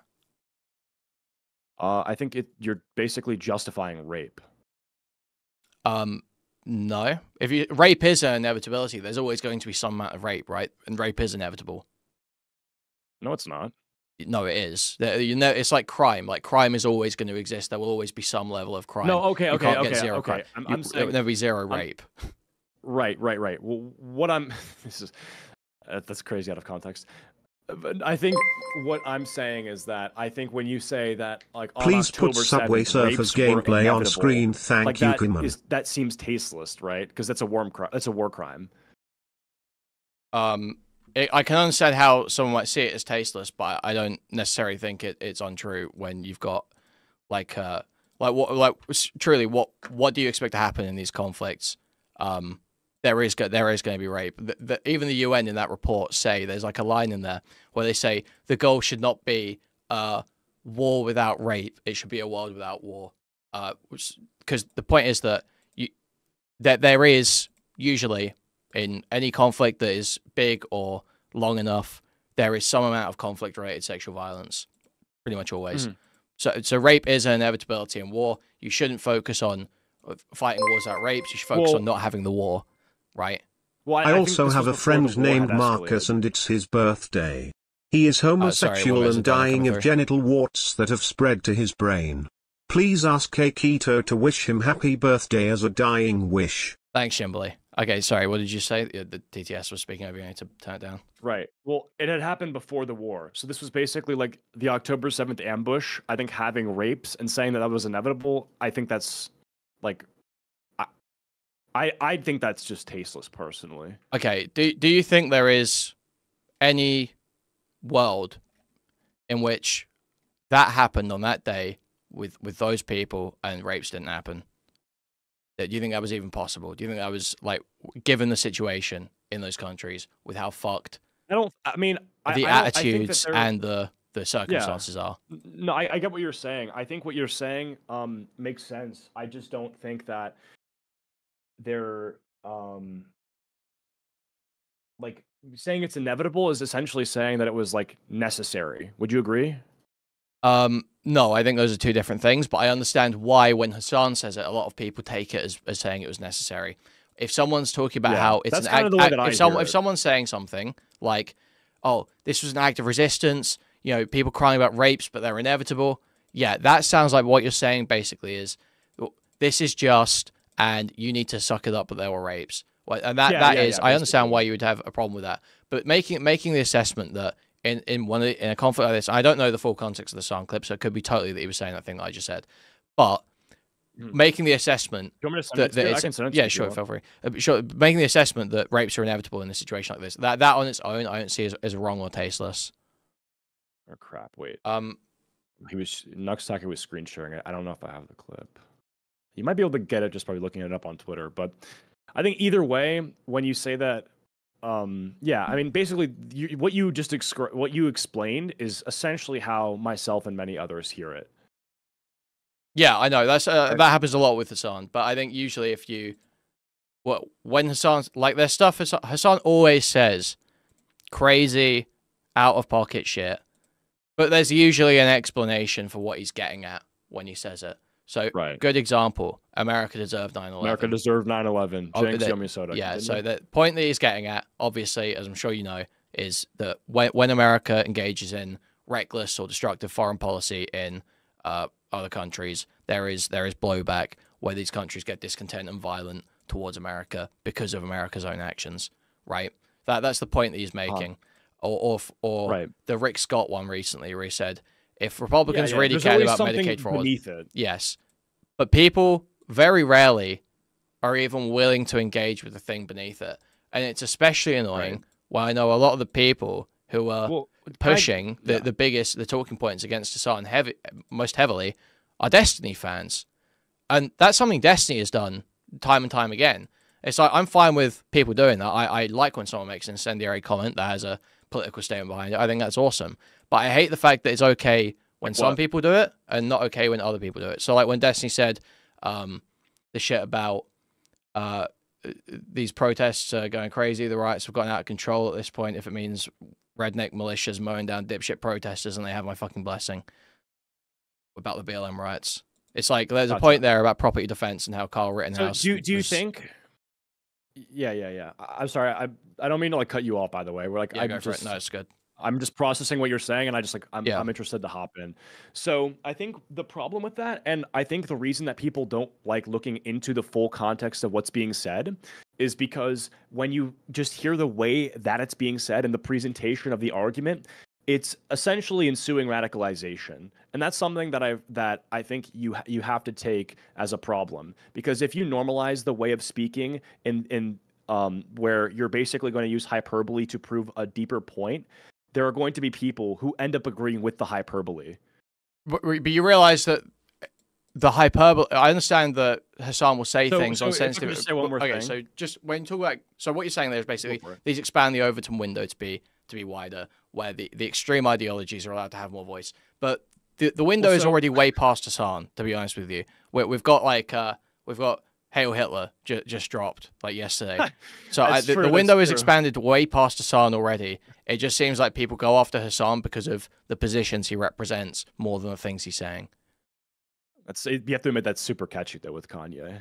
Yeah, I agree. I think it's awesome. It's making anti-Semitism cool. But I think if you're worried about like the radicalization of speech or things that are way too outside, like there's bigger issues than fucking Hassan right now, you know?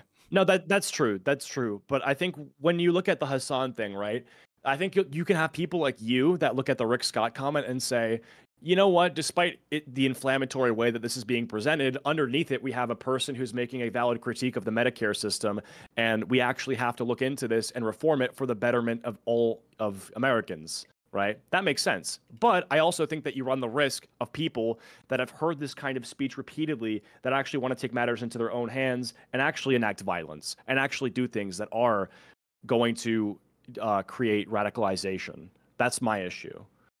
Sure, right? You get where I'm yeah, going I agree. And there is a risk you run, but that risk is inherent to this is a risk that is inherent to free speech, right?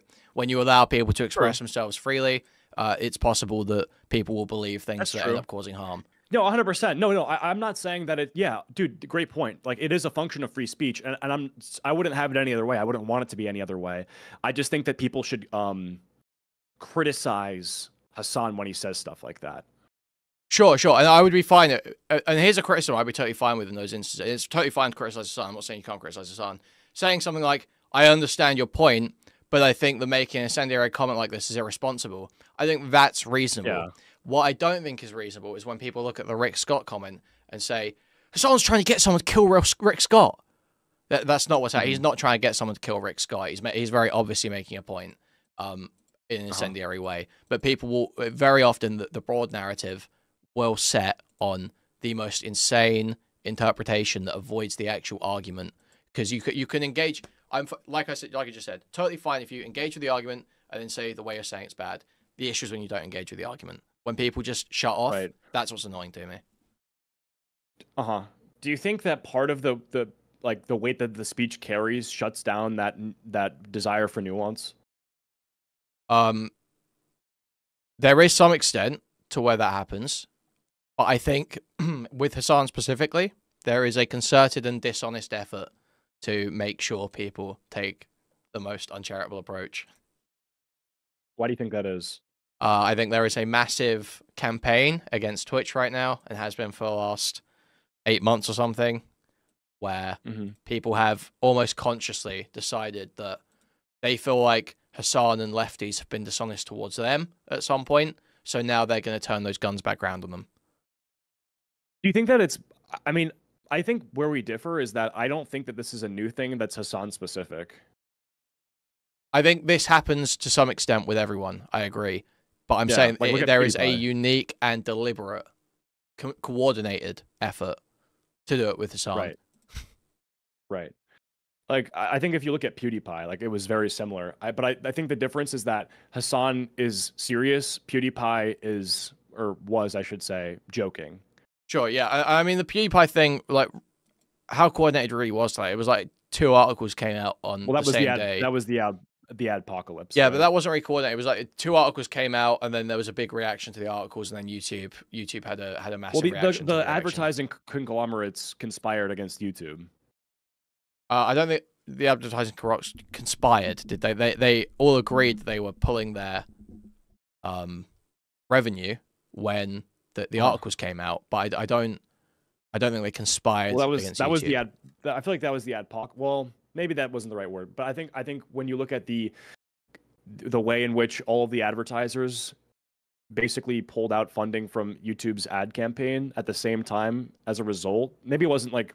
I mean, I feel like it was somewhat coordinated because Pepsi products, like Pepsi is the parent company. The way of, like, ads are sold, I'm pretty sure ads are sold in like almost in like quarters, you know, right? So you agree on an advertising budget for a certain period of time, and renegotiations happen around the same time. So when advertisers pull out, it is like at the same time, quote unquote, because the renegotiation period comes up, and that's when the advertising revenue gets pulled. For sure. Yeah. Well, anyway, I think. Do you think that they're trying? Why would they want to get? I don't understand, because I am against. I think it's good when there's a lot of advertisers on YouTube and Twitch for everybody, and I don't understand why they would actively try to get. So you think that there's a coordinated effort to create an adpocalypse on Twitch? Well, there was, yeah. I mean, there definitely was. I mean, Dan Saltman was explicitly trying to do that and was claiming that he had done that. Gotcha. Why? Because that's bad for everyone. But for a couple of reasons. One, I think Dan's quite pro-Israel and doesn't like that Twitch allows such loud and aggressive criticism of Israel that veers into radical territories. I don't think he likes that. I think 2, he feels very personally slighted by the fact that Destiny got banned from Twitch, and he's obviously best friends with Destiny, so he feels personally slighted about that. And he also feels like he used to be friends with Hasan, and Hasan was kind of an asshole to him and cut him off when he fell out with Destiny, so he fucking hates Hasan. Gotcha. Okay, so it's more personal. Yeah, I think most of it's personal. It's same with Ethan Klein as well. Ethan's obviously sort of joined in with it now, and it's clear he doesn't actually give a fuck about anything that's going on. He just cares about the personal issues. Okay, that makes sense. Like, I assume you watched the Hasan Ethan debate. I don't know how that debate makes any sense. Ethan says that he thinks it's a genocide. I don't understand how Ethan's attitude towards it makes any sense if he believes it's a genocide, unless all he really cares about is his personal issues with Hasan. That's a great. So do you actually like not understand? Because I actually think I do understand it. Sure, go for it. I think it's because of the same way, or it's the same reason that a lot of like slop tubers like myself are against Hasan. Because I think it's the way in which he speaks, it's the way in which he presents himself, and the way in which he is talking to the audience, right? And the way that that community behaves. Like, I think that when you look at, because I think what you're doing, right, when you say like let's actually look beneath the surface of the radical claims that he's made or the ones that get clipped, I think that a lot of people in his community have been totally desensitized and trained to view these things as normative, and so they kind of talk the same way about this stuff as he does, and then outsiders looking in are very against it. I guess I don't really see people out there talking about killing politicians from Hasan's community. Really?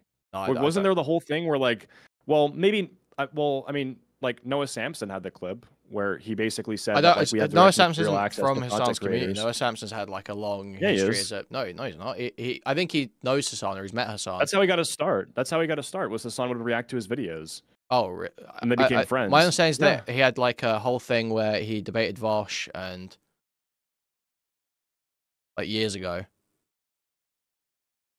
Yeah, well, basically Noah Samson got his start in like 2023 around the time that Manosphere content, or was it 2022? Well, Manosphere content was still hot. Like Fresh and Fit were on YouTube, and they were getting farmed by like Abba and Preach and people like that. And he had made a bunch of videos about them, kind of dissecting and destroying them. And then Hassan had pretty frequently during that time period watched his content and signal boosted him. And so that I view him as like being born by the Hassan community. And so I think that there's like some level of a tie there. But I mean, besides him, like, I also think that like in terms of like material, like, I think anytime that you do something that involves bringing like the real world and bringing about real world harm onto people, whether that be politicians or content creators, I think you've overstepped the line. And I think if your community supports that, that's a big problem. So when you look at like Ethan Klein having CPS called on him, I think that's a result of the internet going way too far. And I think certain communities that foster that behavior are the ones that get called out by like, I totally disagree with that. Literally, obviously, we can say a CPS call is too far. That's like the easiest thing to say in the world. But the idea that it's the internet's fault or anyone other than Ethan's, like, it's not in anyone other than Ethan's control. Hassan has said it was bad call of CPS and has always said it was bad call of CPS, and it's completely insane. Ethan is experiencing a complete Keffel situation where he's repeatedly hit a massive hornet's nest and continued for 18 months hitting the same hornet's nest on a very incendiary topic where everyone's very divided and aggressive. And then he's losing his mind because anonymous internet users are taking it too far. So you can't control anonymous internet users. All you can control is yourself. Well, yeah, but what I'm saying is that people are going to actively like despise those people who are causing it, and they're going to associate them with how are they causing it? Who's causing it? Well, you just said anonymous internet users are causing it. Well, yeah, but you're not blaming anonymous internet users. You're blaming Hassan. Well, yeah, because they're part of his community. Well, hold on. No. Sorry. I'm saying the anonymous internet users are from that community, right? And so when people look at that community and they're like, wow, but you realize, like, obviously, like, commentaries going to have done this to people before. There's going to be people that they've had issues with, that have had swatings called on them. There's Kiwi farms as well. Yeah, obviously, it's this terrible. happens. And I think if you were to make videos criticizing that, you'd be in the right. Yeah, sure, but you can criticize the action, but you don't characterize the community by just one random user who took it too far. Well, especially because you take it as a given, right? You take it as a given that it was Hassan's community, but we don't even know that truly, do we? Like, we can sit here and say, oh, well, this community is really hostile to Ethan, so it was probably people around that sort of the internet that did it. But we don't actually know that. When Keffels got swatted, that ended up being Tor Swats, who wasn't even from Kiwi Farms. He was a false flagger, basically, who was trying to blame Kiwi Farms for it. So we don't actually even know who did it, yet people are so ready to accept and characterize Hassan and his community by this CPS call, when we wouldn't do that with any other community, ever. Right. Well, I think specifically there's also instances, like I said, like with the Noah Samson thing. I also think, like, wasn't there a clip of what's that guy's name with the fucking weird hair? Mike from PA. Mike from PA. He's on screen. Yeah, this guy. He said that he was gonna like give a bounty to anyone who would make Destiny, like that they would kill him or something. Yeah, well, I mean, Destiny said he wanted someone to kill me, so I've got no sympathy there, to be honest. But okay, well, there's just so much more here. I have no idea what any of this is about. But basically, I think that that because he's like one of Hassan's orbiters as well, and so I think that when there's the community overlap, and then there's like the repeated pattern of not only like the actual saying that there is like like kill Rick Scott or whatever, people who are talking about this apart from the politics and stuff. I think that's like radical behavior, and I think when people talk about it, they're just disavowing it. Aiden wanted to speak. If you're down to speak to Aiden, I think he's around now. Yeah, sure.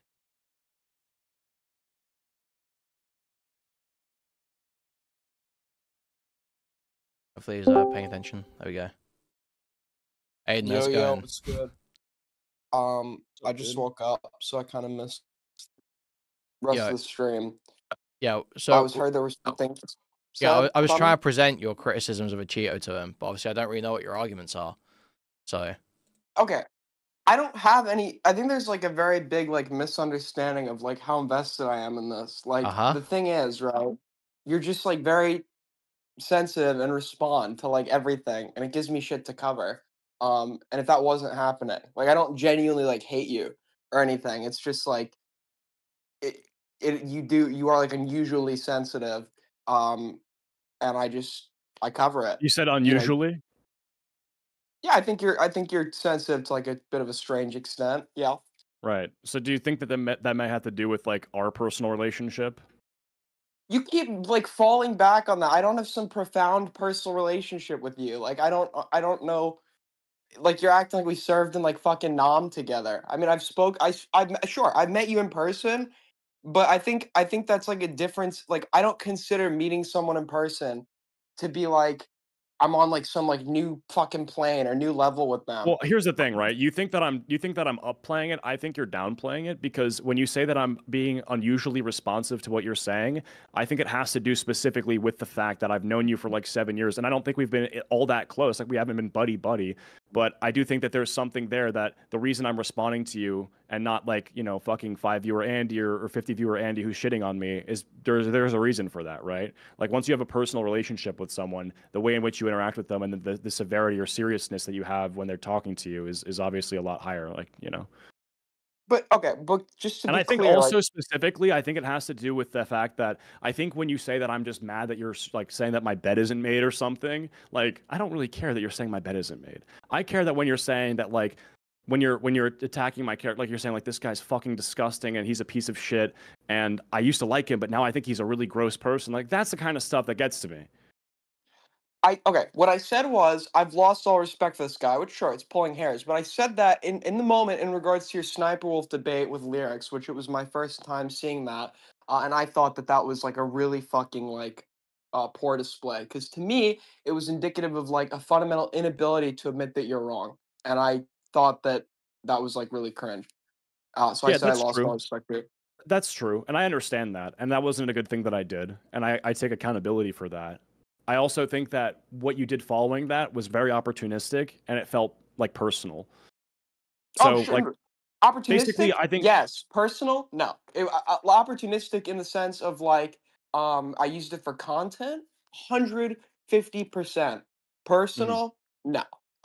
It's I think not what you did was, personal. well, what I found was that you used the fact that people were mad at me, rightfully so, for my blunder with Sniper Wolf coverage, to basically go on to all my other videos, which you've previously had nothing, bad to say about, and then basically gone through them and then started shitting on them now that it was sort of convenient. And I didn't like that because you also then, when you were watching, would say things about me as a person and stuff that I didn't like. Okay, when you say nothing bad to say about, that's because I didn't watch your videos before that. Like, if like there's nothing your videos are kind of like copy I paste from mean, like I don't want everything. to say, I mean, I'm not here to like debate you over this, but there's been times where like I remember like, I mean, maybe you don't remember this, but like we've literally called and I've asked you for feedback on content, and like I mean, I don't want to pull up like old DMs, but there was a time like you were catching up on life, and I talked about this sort of stuff, and so maybe from your perspective you don't see it like that, and maybe you don't think you've like watched my videos because they're forgettable, and that's fine, but you definitely have. Is this 100%. like 4 years ago? No, this was like before VidCon 2023 or I don't. I It don't was think either 3 or 2. no, because that year I'd only spoken to you like 2 times, so I don't understand why I would Well, be either calling. way, my point was that I felt like what you were saying during you were watching my videos was more to do with a personal gripe than anything else, right? Like you had said something along the lines of like, dude, this guy um like you were basically saying that like I was like on drugs and I like ruined my life to like make YouTube videos or something like that. And it sounded like it was coming from a place of not just like this friendly jab that you were trying to make it seem like that you were just, insulting me for not Dude, making my bed or something. But what? I don't know if you're like unfamiliar with like the live stream kind of commentary meta or whatever the fuck. It is like very fucking. I watched somebody like Parry or whatever. Like I'm throwing out insults there, but it is like very fucking played up, right? I'm trying to be entertaining for Well, people. I don't know that. Well, I'm not.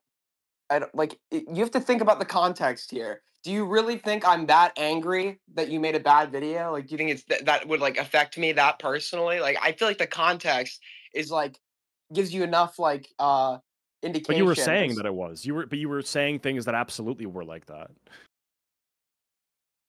Yes, yes. I'm playing it up to entertain my stream. Okay. So were you playing it up or were you not playing it up? When you're saying things that are absolutely like personal attacks, do you not just not mean them or? Okay. So I don't know which ones you're referencing specifically. The ones of you like being unable to admit you're wrong. That I totally mean. Sure, I totally mean that one. Right. So it just seems like you're basically saying that like it's my job to sort of discern which ones are serious and which ones are not. And this is something that you've done a lot of the times where you'll say things and then I'll take it seriously and then you'll be like, well, you took it seriously, and then there will be other things kind of paired alongside that in the same stream that will be completely serious, and then I'm just supposed to know that that one is serious and these other ones aren't. So it's kind of like yes. Yeah, it's so like it's basically like... you're sort of hiding behind like satire or like seriousness when it's convenient, but like when it's actually like you want to like talk a bunch of shit and you want me to kind of like on a case by case discern whether or not it's true, even though you're saying it's all played up. Okay. Yes. No, that is exactly what I wanted to do. Well, because typically, okay, that might not make sense to you, and I'm actually learning a lot about you through this conversation. Typically, you could like look at somebody's like facial expressions, tone of voice, et cetera, and like discern that they're joking. I realize there's some people that are fundamentally unable to do this, and you like might be one of them. Right. Well, because when you like, for instance, say you unironically mean something, but then it isn't unironic, that's actually not that person's fault. It's the person who said unironically. Okay. That's just like sure. If you're taking unironically literally, sure, but that's like a filler word, like using the word literally. Like look at the context of it, and like if the context is like this is if you say I unironically hate you, and I'm like, well, why do you hate me? And they're like, bro, I was just joking. Can bro take a joke? It's like, well, you just said unironically, so therefore, I think I said to, like that word unironically is carrying weight. I'm giving you an example of how the word functions in a sentence. No, I know, but it also is like used as like an overused filler word, which I probably should do. But I think the other night I literally said that I was like unironically gonna like find out where Kuihman lived or something. Like it's literally it's like an overused filler word. Okay, so I understand that, but when you're saying things to me that you're saying, you know, some of it's a joke, some of it's not a joke, but you should take it all as a joke. But when I'm using unironically, it's not unironically. Do you understand how your kind of thought process to me, especially as someone who is the recipient of all of it, has to? You're basically saying that I have to decipher all of what you've said, which is essentially a word salad, where you're kind of like you mean something, but you don't mean it, and it's not ironic, but it is ironic. And then there's just like at the end of the day, you'll just pick whichever one serves your best intentions, and so it's not really. Like my best why this doesn't benefit me at all. If everything I said was legitimate, no, it benefits you. It benefits you that when you say something that's not true, to say, "Well, I was joking." But because I fucking was.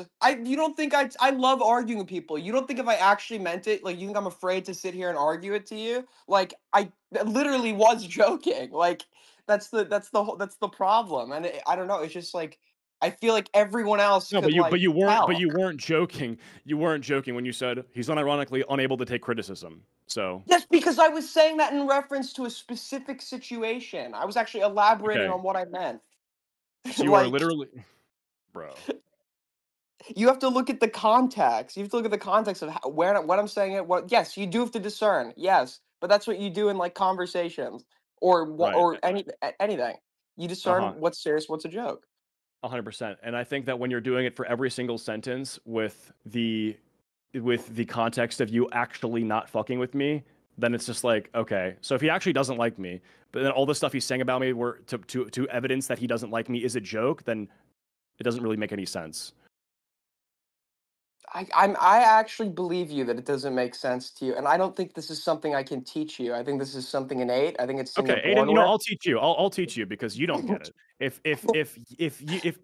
If I say I really don't like Aiden, okay, and then I'm listing a bunch of reasons why I don't like him, and then I say, wait, what? You believe those reasons? That I'm just joking. They're ironic. How does that make any sense? Okay, if you said it like that, I would totally believe you're being serious, but.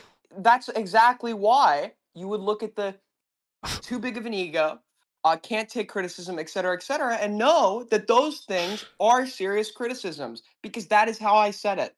But the shit where I'm so let's but the shit where I'm like this guy's on drugs. This doesn't he can't make his fucking bed. This guy sucks, et cetera. That's all played up. But what you just described is exactly how I gave all of the serious criticisms. Perfect. So then let's run through this then. Why don't you tell me right now what are your serious criticisms of me? Because you don't like me, and I want to know the serious criticisms. I mean, I just think you're like very fucking sensitive. It's like, and I wouldn't have an issue with that. I know a lot of sensitive people. Like, I don't think there's anything wrong with being sensitive.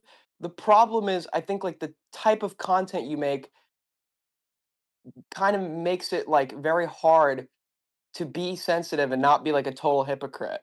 You know what I mean? Because like so you cover, yeah.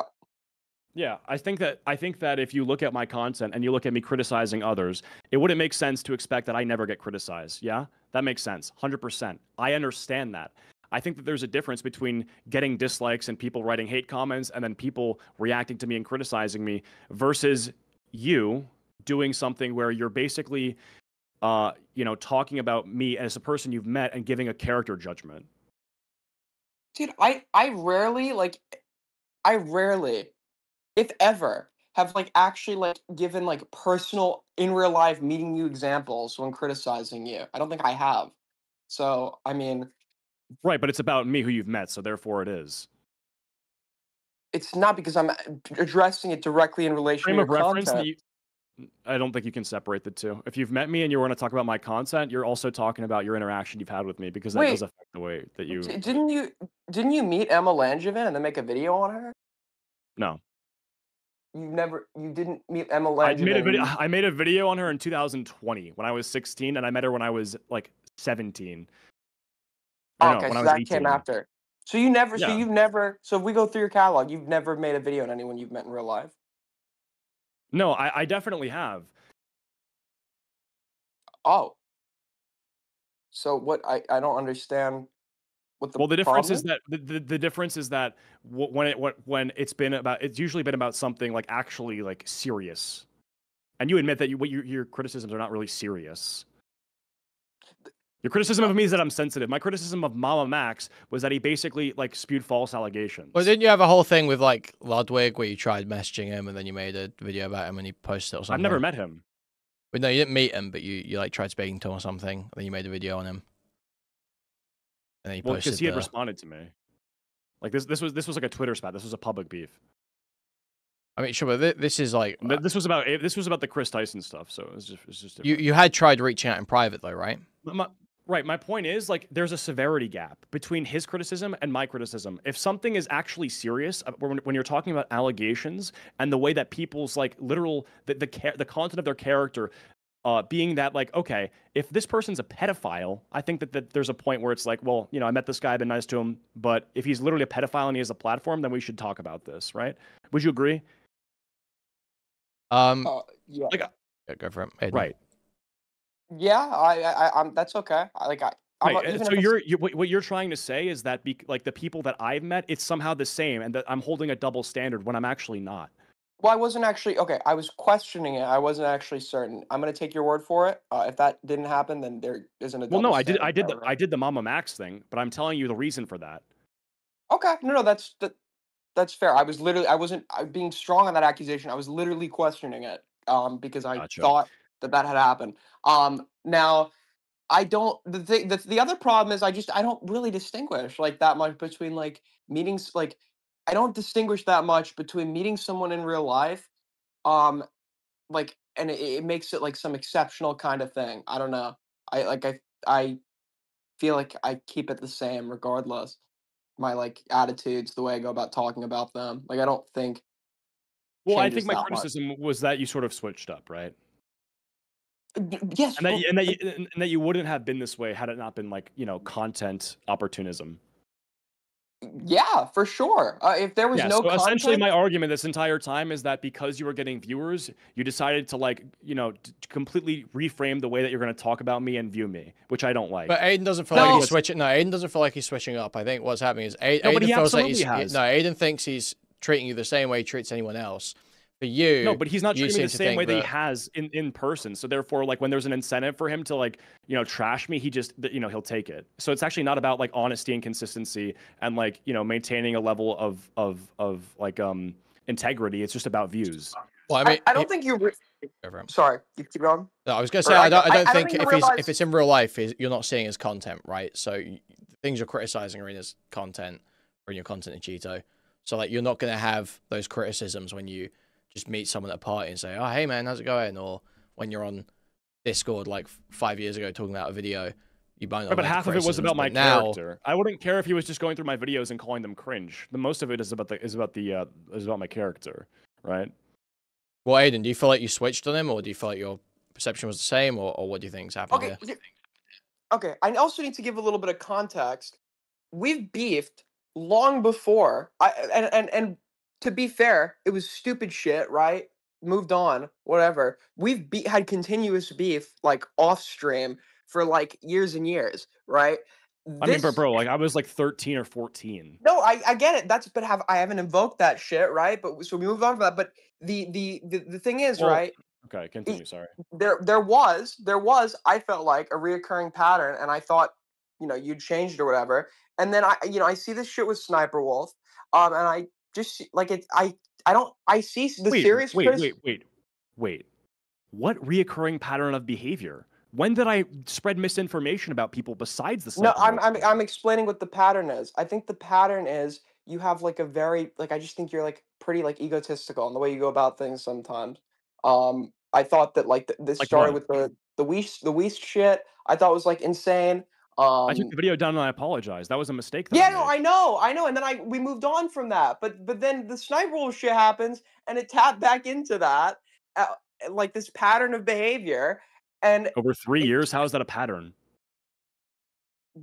Is there like a set time to define? Like if it's happened repeatedly, it would be a pattern, right? Bro, that over 3 years, I'm literally I'm 21 years old. If you're really gonna say that, like, wow, you did something bad when you were like 18, and now when you're 21, you also do something bad. Surely this is who you are. It's a pattern of behavior. Like that's like that's insane. If I fight someone when I'm 20 and then 30 I fight someone else, it's not a repeated pattern of behavior. No. I would agree with like moving on from the Wii shit, which I did if you like actually grown up. It just the problem is it didn't really seem like you had by the time I'd seen the Sniper Wolf shit. It's like, wow, nothing's really like not a whole lot has actually changed here. Like I've done stupid shit when I was a kid, and it's like you want to move on from that. That's totally valid, but that's under the understanding you've actually grown up. And to me, when there was a big difference. No, but there was a huge difference. Whereas the Weast thing was a personal criticism I was making of Weast, where I didn't spread any misinformation. I had been sensitive about a specific joke that he made. The Sniper Wolf thing was me being incorrect about a certain thing.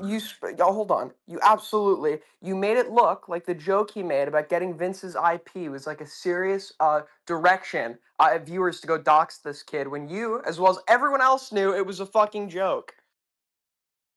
For context here, Kuihman, this Weast guy, while arguing with Vince in chat, is like, chat, get this guy's IP. A joke I make, right? He says this as a very obvious joke, and Acheeto framed it as though he actually seriously wanted chat to go get this guy's IP. Well, that was my interpretation. That's not misinformation. I just don't know if you can like read humor. I don't, and I don't fault you for that. It's like where's the misinformation? Like with the Sniper Wolf thing, like I understand that, but you're saying I have a repeated pattern of spreading misinformation. If people saw the clip, then they can say, well, no, that's a joke. That's fine. So it looked to anyone observing like a joke, right? And I feel like you could very easily like gone and like. Well, yeah, I obviously afterward having seen what people were saying, I'm like, okay, you know what? He probably didn't mean it like that. And I took the video down, right? That was a misunderstanding, and I had also fucked up by making the video in the first place. What I'm saying with this is there was no misunderstanding. I had literally just had bad information. You had the same information that like, the Sniper will shit you had bad information. Correct. Yeah, but then the other problem is, right? There was even if that is said and done, right? You weren't the only one to run with that, right? You weren't the only one to run with that. The reason you were spoken about is because you were pulling teeth to avoid like making a fucking concession. Yeah, that was the problem. I agree. Yeah. Yes. And nobody would have it would have been a fucking done deal had you just like been like, yeah, that was wrong. And then private it, moved on. Right. But you're pulling teeth because you were totally unwilling to make a concession. So it wasn't just bad. So it wasn't just bad information. I had, but I mean, it does. Yeah, I mean, the main problem was like laughably late. But I think that it was okay. I still think that what you did for the next 5 months was out of proportion. Actually, like 7 months now.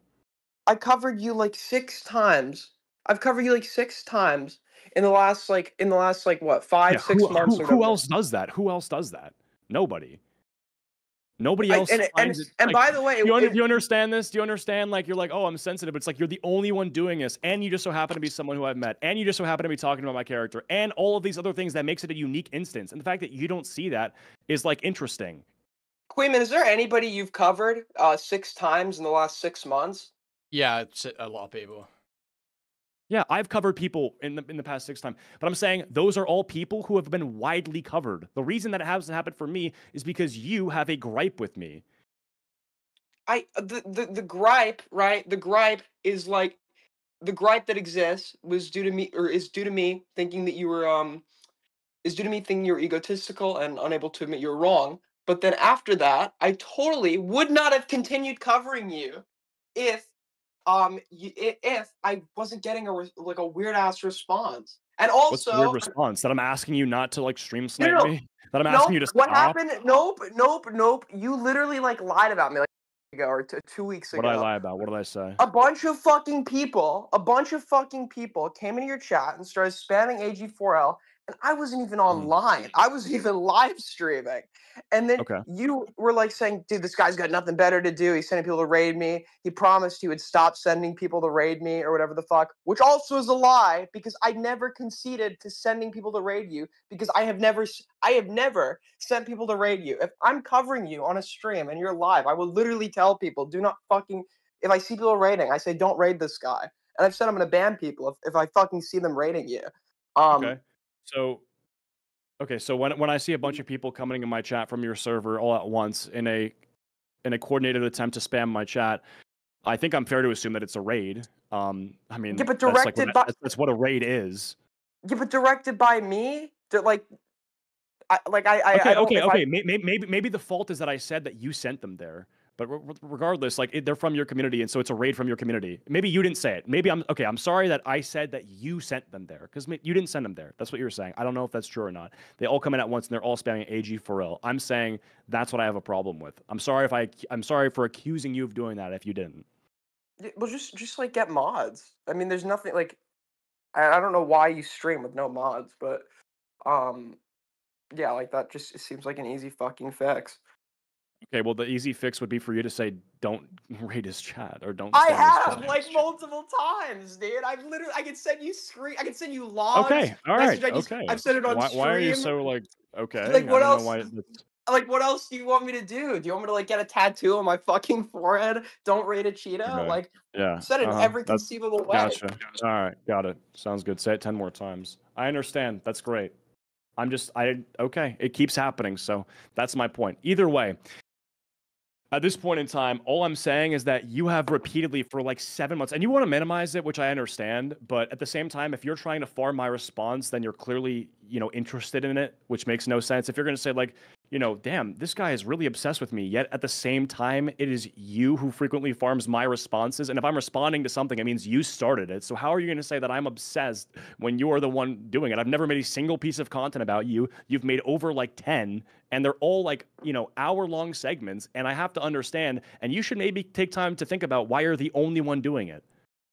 Okay, so the last time I covered you is what, like 2-3 weeks ago, was you falsely thinking I rated you and you talking about me. I will cover people, and this actually doesn't just go for you. If people talk about me or like are giving criticism about me, I'm a small streamer, so that doesn't really happen a lot in other people's streams. I'll cover it. I'll absolutely cover it. And my criticism is just, it's not even a criticism. I'm just like, whenever there's people in your community that are all in my chat at once, I'm just saying like, what is this guy's problem with me? That's it. That's all I'm ever saying, bro. Sure. I mean, sure. I've never criticized your. I don't even know what you stream most of the time. I've had nothing to say about you. My response is just simply, I don't know what his problem is. He talks about me a lot. No, that's not true. That's not true at all. You also said I platformed false allegations against you. Right, recently. Yeah, that was what happened back in November. So what? How is that, just for reference, because this is going to be a little bit insane to some people, he's referencing the Mrow debate. That was that was me doing something wrong against you? Some guy wanted to call in, he comes on, I mean, ultimately, what I'm saying is that you did. I mean, what your offense was is that I said don't platform this guy. That's what you had a problem with. You had a problem with me saying don't platform this guy. If somebody wants to call in, I'll let them call in to hear them out. But that wasn't the No, the that's problem. fine. That's fine. I don't. In the moment calling in, I understand because he had something to contribute to your stream, and when he goes off saying these allegations, well, he's already in the call, so it's like let him speak. I understand that. But what I'm saying is, in the future, now that we've established that you've disproven him, that he's a bad faith actor, do not continue to listen to his lies. That was my point. And then you took offense to that because you said I sounded like a tyrannical boss or that I was trying to control you or who you platform when I was just asking you to not have someone on who's going to spread lies. And as someone who was affected by the lies, that makes perfect sense. It was in aggregation because then you followed it up by like calling me and like complaining about jokes and shit. It was like, dude, I just like spent like an hour like debunking like fucking lies about you, and like you're gonna like this is what you take issue with, like that I made a joke about you like a month ago. At that point, I'd only done one stream about you where I was like talking about the sniper wolf shit, and it's like, really? Like that's what you're focused on right now? Like, wow. I thought that was like a little bit like insane. Okay, that's fine. Yeah. What else was there that you wanted to call in for? Oh, nothing. People were just telling me to call in that you had, but yeah, I was just gonna let you know it is not personal. Some of those criticisms were genuine, but it isn't personal. And yeah, I mean, if you do cringe stuff, I will like cover you, but just know it's not like personal or anything. And right, I understand that, but like but some of it, this is. I mean, you're kind of doing it again, where you're saying it's not personal, but then like at the same time, it is though, right? Like maybe you've said these end? things. I mean, no, like you've admitted that, like you've said things that are about me that are personal, right? So it's like I feel like you kind of have to pick a side here. Like is either you can't say that it's not personal while also saying that like these criticisms I've made of your character that I will rehash if you do cringe things are not personal. Sure. What I mean by it's not personal is I don't have any strong feelings about you. Okay. Wait, hold on. Somebody. One sec. Somebody's telling me to say something. What? Kuihman, you got to demod this hellbent person. Yeah, true. Yeah, I've already made this point. Okay, people are telling me bring up Nuxtaku. Has that not been what you guys have been talking about for the last hour? Yeah, we kind of got sidetracked, but yeah, we were talking about Israel Palestine and stuff. Yeah. Oh wait, bring up Nuxtaku. Wait, wasn't Nuxtaku like literally? Wait, that's a great. Holy fuck, that's a great point. Wasn't Nuxtaku like perpetuating like misinformation about people last night, and you platformed him? Well, I had no idea about what he was gonna say, and then I had no idea what Mrow was gonna say. I know, and I said that was fine. I said it was fine. I literally just said as he was calling in, I'm not expecting you to hang up the call. Did I not say that, Kuihman? Did I not say that? He did say that when I brought that up earlier. Yeah. That's fine. Okay. I'm saying like if what, you don't, so if, what if, changed? if, what changed? What do you mean? Because that was a point of criticism against me, like in previous streams. So what new information did you learn? The point of criticism was not that you had him on. It's that I asked that you don't platform him in the future. That's no not what use you crying said. over spilled milk. You said verbatim on stream, this guy platformed misinformation against me. Sure, I think since Acheeto would probably say now that yeah, that was probably wrong, but you didn't know in the first place that he was calling in. Well, obviously I was mad, right? Like in the moment, right? Like that makes sense. But I'm saying obviously now I would prefer that you don't have him on to spread more lies. That was the point. But with Nuxtaku, I mean, I mean, Kuihman, you watched it, right? Like, I mean, this was something where I'm listening to what he has to say about the ongoing conflict, and then as he's saying, I mean, I was listening to what you had to say in the chat, right? And you were saying things that I was like, oh, that's interesting, and so I pushed back. And so I don't think that it's like if I'm not. I mean, it's literally like what you did with the Mrow thing, right? And so I think it's like there's no way you can criticize me for that. Sure, I think the criticism, the perceived hypocrisy was just coming from the fact that it seemed like you were saying it was bad to platform Mrow, and Aiden is now using this to say, well, you don't think that. But I think you've already conceded that you don't really think the issue was platforming in the first place. It's he pushed back. That's all he could really do, and then you didn't want him to platform him in the future, right? That's what you're. Yeah, but do you also think that there's a line between misinformation when it comes to like news and stuff, and then false allegations?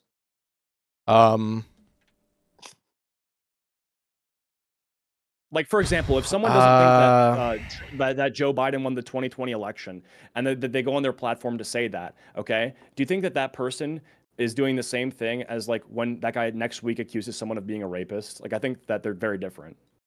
I mean, there's the same in like the both lies, but like the weight and severity and like the purpose of the lie is very different.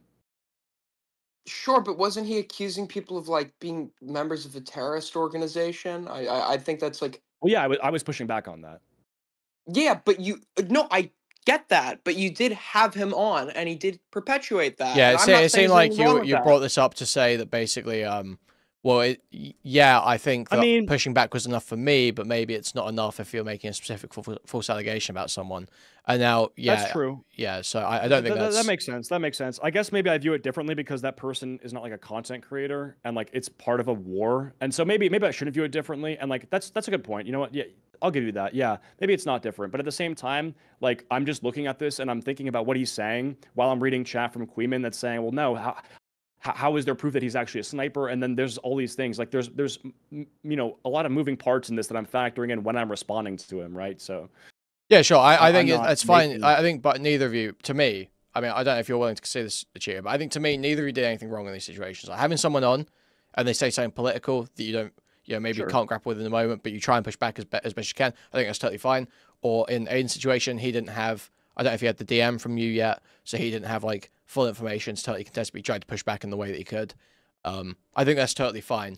I don't think it's a reasonable expectation to expect that person to not platform that person again. Like I wouldn't say you shouldn't talk to Nuxtaku again because he was spreading misinformation about Israel, just like I wouldn't say to Aiden don't talk to Mrow again because he was spreading misinformation about Acheeto. Well, yeah, and just to be clear, the criticism was, if you're changing it now, it's fine. The criticism was that I platformed him in the first place. Sure. That was what you were citing. I think, well, I was mad that you had done it. Because of that discussion, that allegation essentially, like he wasn't he was gonna make a video on you. There were like other like small commentary shitters that were like perpetuating this, and they just like shut up about it.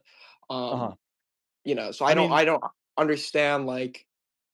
I don't know. I felt like it was really weird that you thought I did something like wrong. I thought it worked here. Like what I was upset by was what he was saying and that it was being streamed. Right, that was it. Not saying that you did anything wrong by it, but it was still upsetting.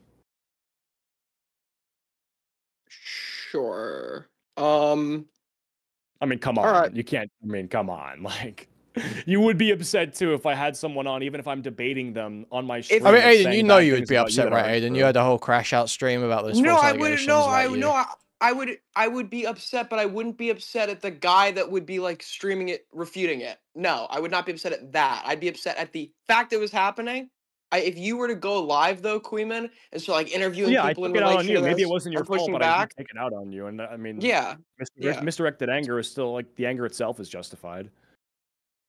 Yeah. Okay. No. Well, that's at least you admit that.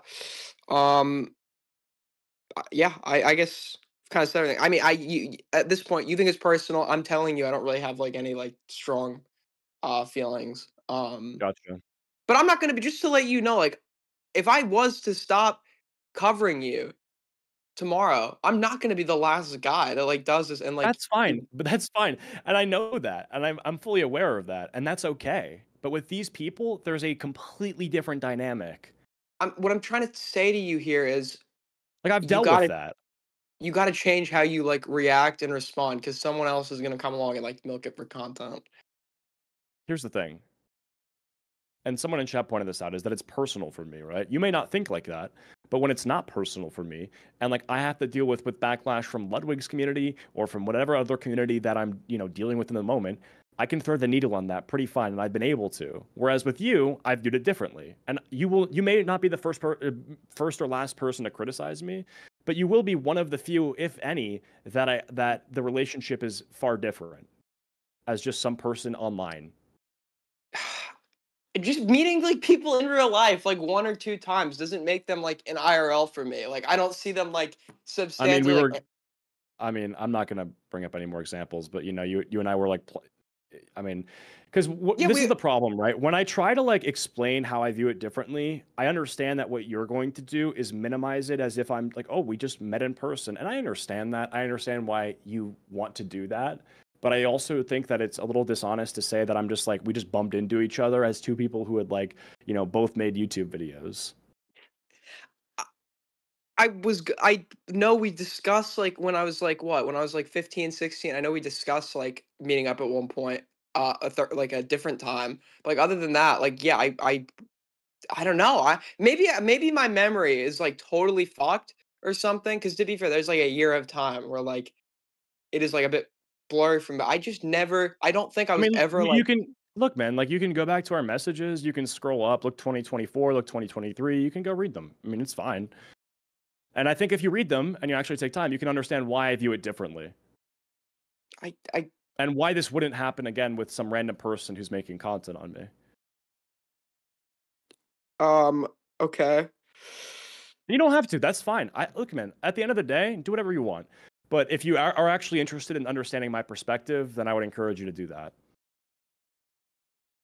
Okay.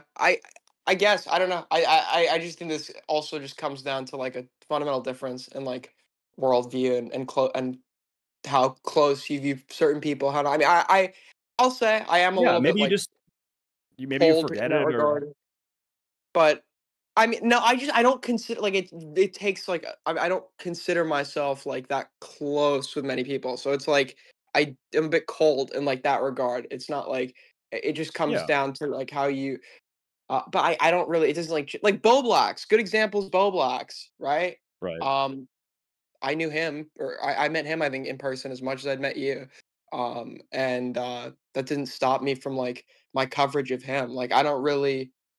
I don't know. Even if I had met somebody like way more than like 2 times, I'd still. Again, this is like we're talking about proportional, right? So when Bo Blacks goes down the crazy path that he did versus me, I'm just sensitive.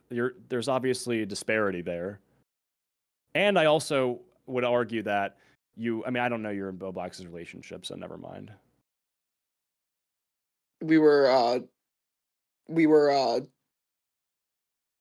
I think distant, I'd say probably like acquaintances. Okay. But that's how I'd consider like I mean acquaintances, but that's how I would have considered myself with you probably. Okay. All right. Well, I guess is that everything? Yeah, I mean, look, I mean, I feel like I've said this like 20 times. You know, you're free to do whatever you want in terms of content, and you know, shit on the content that I make in whatever way you find suit. But I got bored of that, dude. I genuinely, in all honesty, I got bored of hate watching you. I did, and I actually wasn't covering you until I got mentioned, like 2.5 weeks ago. Well, I mean, why do you think? I mean, I didn't just mention you, right? I responded to your fans that had been incessantly spamming my chat, right? So it's not just like I decided out of nowhere, rent free, to mention you, right? Yeah, but if I were in your shoes, I would have just had my mods ban them and not give them anything to clip champ. Right, but at the same time, and maybe I mean I need mods for sure, but like, you know, if it happens like almost every stream, and I know you don't know this and it's not your fault, but at a certain point, like. And I've taken measures, like I banned certain phrases, I banned people, but like there's also more people that come into the chat, and at a certain point, like, you know, I'll say something, right? But either way, if you're bored of it, if you're not bored of it, that's neither here nor there. Mm-hmm. You know, I just when it comes to the, you know, streaming and stuff like that, just, you know, don't stream snipe me, please. I can't make any promises. I don't think I am, because you're not doing anything like funny. So I don't think I will be stream sniping you. But I can't, like, if there's a day where like you decide to go live and do some crazy shit, I might, right? I might. Gotcha. The same goes for Kuihman. If Kuihman was to go live tomorrow and start like talking and start like, I don't know, doing some crazy shit, I'd stream snipe him too. It's like I don't give preferential treatment to certain people. I understand. I just when you're saying that, like, you know, you're not responsible for a certain action and that you disavow it, but then you do things that directly result in it, I think that's hypocritical. If your fans, if when you were covering like Ava fucking Chris Tyson, or all your fans started like going into this person's chat, saying like transphobic shit, whatever, that wouldn't be your fault if you were disavowing it, right? Well, the measure I would have taken against that would have been to not stream snipe, because that results in an elevated level of what you just described. Or no, I said covering them. Just by covering them, it caused hate to go their way. You just wouldn't cover them? Well, no, I want them to get hate because this person's a pedophile.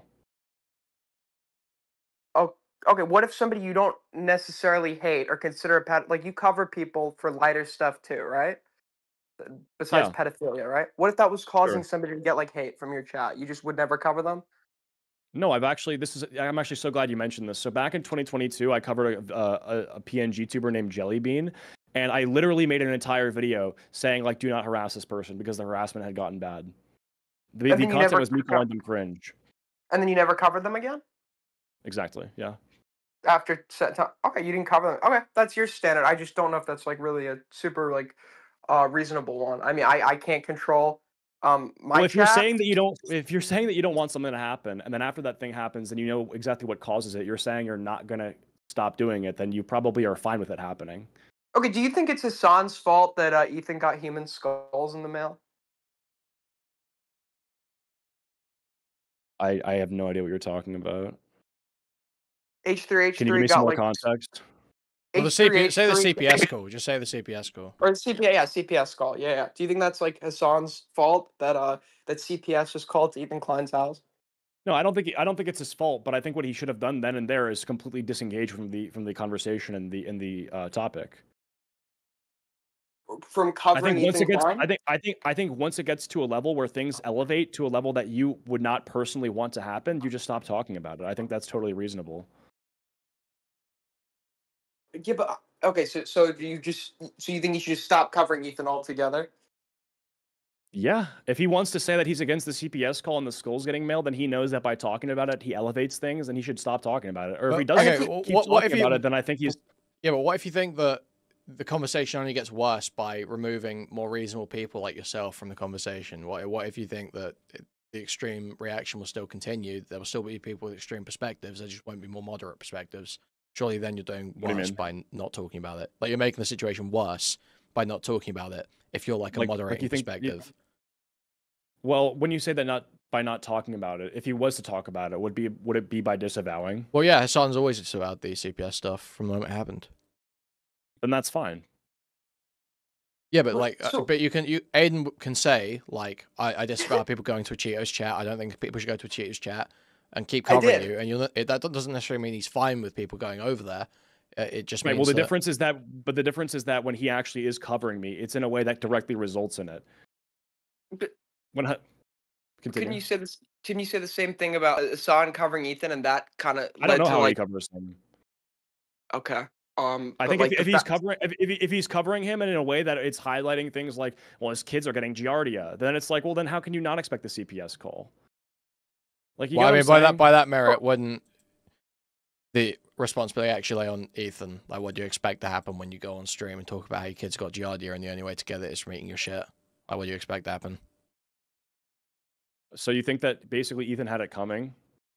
I'm saying that if your point is that saying that his kids have Giardia and that they eat shit or whatever, if that is going to result in a CPS call, then Ethan saying it in the first place would also result in a CPS call, right? Because Ethan was using his kids as human shields. Okay, and his son has a right. His fan base has a right to defend themselves. He needs to stop using his children and family as human shields. But what I was okay, that didn't. Well, but Kuihman, I don't think that just by talking about it, he because I don't think his own fans called CPS on him. No, but your own fans aren't going to be the only ones. But your own fans won't be the only ones who see your content ever. Right, I agree with that. But I think if Hassan is going to say that the CPS thing is wrong, and then go on to highlight the things that his audience are using as fodder to justify the CPS call, then his disavowal does not really go that far. Oh yeah, I agree. If he's like constantly highlighting it, but I don't think that saying that if someone highlights it, don't call CPS guys. I agree with you. I agree with you that if you disavow something and you keep highlighting it, that shows there's probably an internal state of mind thing going on there. But the point here is about responsibility and what leads to something happening. So if Hassan saying, "Oh, well, Ethan said on his podcast that his kids have got Giardia, and the only way to get Giardia is by eating his shit," if him saying that is likely to lead to someone calling CPS, then absolutely. How would he know that? Well, I mean, he might not necessarily know, but we're making an assessment as third parties of the action. But then, so Ethan saying it would have the same effect, right? That it's downstream from Ethan saying on his show, "My kids have got giardia. The only way to get giardia is from eating my shit." I disagree. I think it only happens when people who hate Ethan are highlighting that and then saying things. But people who hate Ethan are going to highlight everything he says. It's the only person who can control what they have to highlight is Ethan, and Ethan has decided to make crazy statements about his kids. So, let me try to see if I can. So, if Ethan were to say something like maybe bad, just in general, I know it's vague, but just stay with me here. And then Hassan highlights that thing. You think it's Ethan's fault that Hassan's chat elevates based on the bad thing that he said? Yeah, the responsibility is on Ethan for saying it. If Ethan actually said something, and it's not being lied about, he actually said it, then I don't understand how you can place the responsibility on someone else for pointing out that he said it. He shouldn't have said it if it's causing him problems. So I guess I'm trying to understand just in terms of the CPS call itself, do you think that was Ethan's fault? No, the CPS call is the fault of whoever made the CPS call. But my point is that only you can control the situation you're in online, right? There are always anonymous users are something you can't, that no one can get rid of. No one can step in and say, you're going too far, random anonymous user who's calling CPS. No one can step in and stop a person from doing anything. You have control over your actions and what you do online. And you're saying that because Ethan kind of knew that Hassan was watching him, that he should have been more careful with what he's saying? Not even Hassan. He knows it's not about Hassan. It's about, I am in a massive war, basically, internet war, with a huge community over an incredibly politically divided topic. Now is probably not the time to make very, I would say, borderline incriminating statements about my parenting as a joke on my podcast. Now's probably the wrong time to do that. I mean, I still don't think that he... I mean, it's interesting. It actually kind of goes back to the whole inevitable thing. Like, the rapes were inevitable. Do you think that the CPS call was inevitable then? Was it inevitable? Well, no, it wasn't inevitable because Ethan had control, to be honest. It wasn't inevitable because he didn't have to say that. No, but once he had said that, do you think it was inevitable? Because I don't. I think that's crazy. Well, once he says that, it's out of his control. That's the point, right? That's why it goes out of his control at that point, once he said it. He has control over his actions. He doesn't have control over how anyone else reads that. And yeah, I mean, no one has control over how those people read it. All that can be controlled is the statement. Right. I still think, if we circle back to, the whole, what Hassan's role in this is, if you know that by, highlighting this, that your audience with a negative view on this will elevate this. But to be clear, Hassan, I don't believe Hassan actually ever covered the Giardia thing, to be clear. It's more Denims that gets the responsibility for that. But, sure. But you get what I'm saying. It's the point that I'm trying to make. Yeah. I just don't think that. I don't think we ever place if Bo Blacks is talking about how he's so depressed and he wants to top himself, and that logic, Hassan can't say anything, bro. That's not true at all. Well, I mean, let's say Bo he's aware of the consequences of a certain thing, and he still continues to say that thing, then therefore he should that's the point that I'm making. What? Yeah, but it's about, does that mean he shouldn't say it? Right? There might be obvious consequences of saying it, but does that mean he shouldn't say it? I think whether he should or shouldn't say it, I mean, I think that is not the point that I'm trying to make. I'm saying I don't think he should say it, but I'm saying whether he should or shouldn't say it, it depends on if he knows what he's doing results in this negative thing. So if he knows this and he wants this, then he should say it. But if he knows it and he doesn't want it, then he shouldn't say it. And he's telling the public that he doesn't want CPS. But theoretically, but you're baking a lot here. Wait, there was one, just because you can say something, right? So there can be multiple reasons for saying something or not saying something. So if I make a statement, right? Let's say I say Hassan is a rapist, okay? And let's say I believe that, and that is actually true. I've proven this out. Hassan's a rapist, okay? I could think it's good that he gets arrested, and I could want him to get arrested for the rape. But I could think it's bad that someone kills him and goes and does vigilante justice. But if I've got someone saying, "Oh, really, Hassan's a rapist," I'm gonna go and do vigilante justice on him. Should I start saying he's not a rapist or stop saying he's a rapist? No, I obviously I can still say he's a rapist, and I can think that person's wrong to want to go and do vigilante justice time, and I can see that me calling him a rapist is leading to that outcome. But that doesn't mean I should stop saying that he's a rapist, or that even I think I should stop saying he's a rapist just because I know that outcome's going to happen. Because it's still true. I think it's still a valid... well, it depends on how much you don't want that outcome, right? Sure. So if you really don't want him to get assassinated, but that's my point, right? Is that it seems like you're saying that because he doesn't want that outcome, he shouldn't say it. But no, that's not. It's not as simple as that. It's not a binary like that. It's actually like a gradient and evaluation of multiple factors. Right. No, I mean I get what you're saying, right? I mean it's sort of a balancing act. I think at the same time though, as things are, I mean, because it is in this sort of gradient, like you're saying, then as things dial down, like if you can see things are going to a certain level and you can take the temperature, then you should dial back some of the rhetoric temporarily, right? Or for however long you deem, until people have cooled off, right? Because there's been sort of a crescendo. The hate has built up over these months, and then people have decided that as Ethan Klein has, been more and more hated, that eventually we've reached this sort of tipping point where people are talking about his kids and their health and safety. It's like, well, I think at that point... No. It's not that the harassment got so bad that people started talking about his kids and health and safety. It's Ethan spoke about his kids and health and safety, and the people who already hated him responded to that. Uh-huh. Well, I mean, I think that the people who hated him were using that as fodder, like, obviously. Yeah, but who gave them the fodder? I mean, I think that obviously Ethan did. I still think that if you, are aware of the crescendo, then you should be careful in the way in which you use it, right? Sure, but I agree. Does that make sense? You should be careful, but there are always going to be people who aren't careful, and you can't control. And also, by the way, anyone in chat who's talking about H3, I don't know all of H3 shit. If you're gonna say something bad about H3, I probably don't condone it. I don't know enough about I don't watch his 3-hour streams. I don't know everything he's done. It's not the cosign. I'm just talking about specific example. Well, I don't know how much more. It feels like we are kind of we're kind of. Yeah, well, I don't know if anyone has anything else. No, I mean I'm just trying to conversate with you. I mean, yeah. I would recommend when I leave though. There was also some beef between Acheeto and Willie. You should probably add Lumpy Willie. Okay. But my point being, right?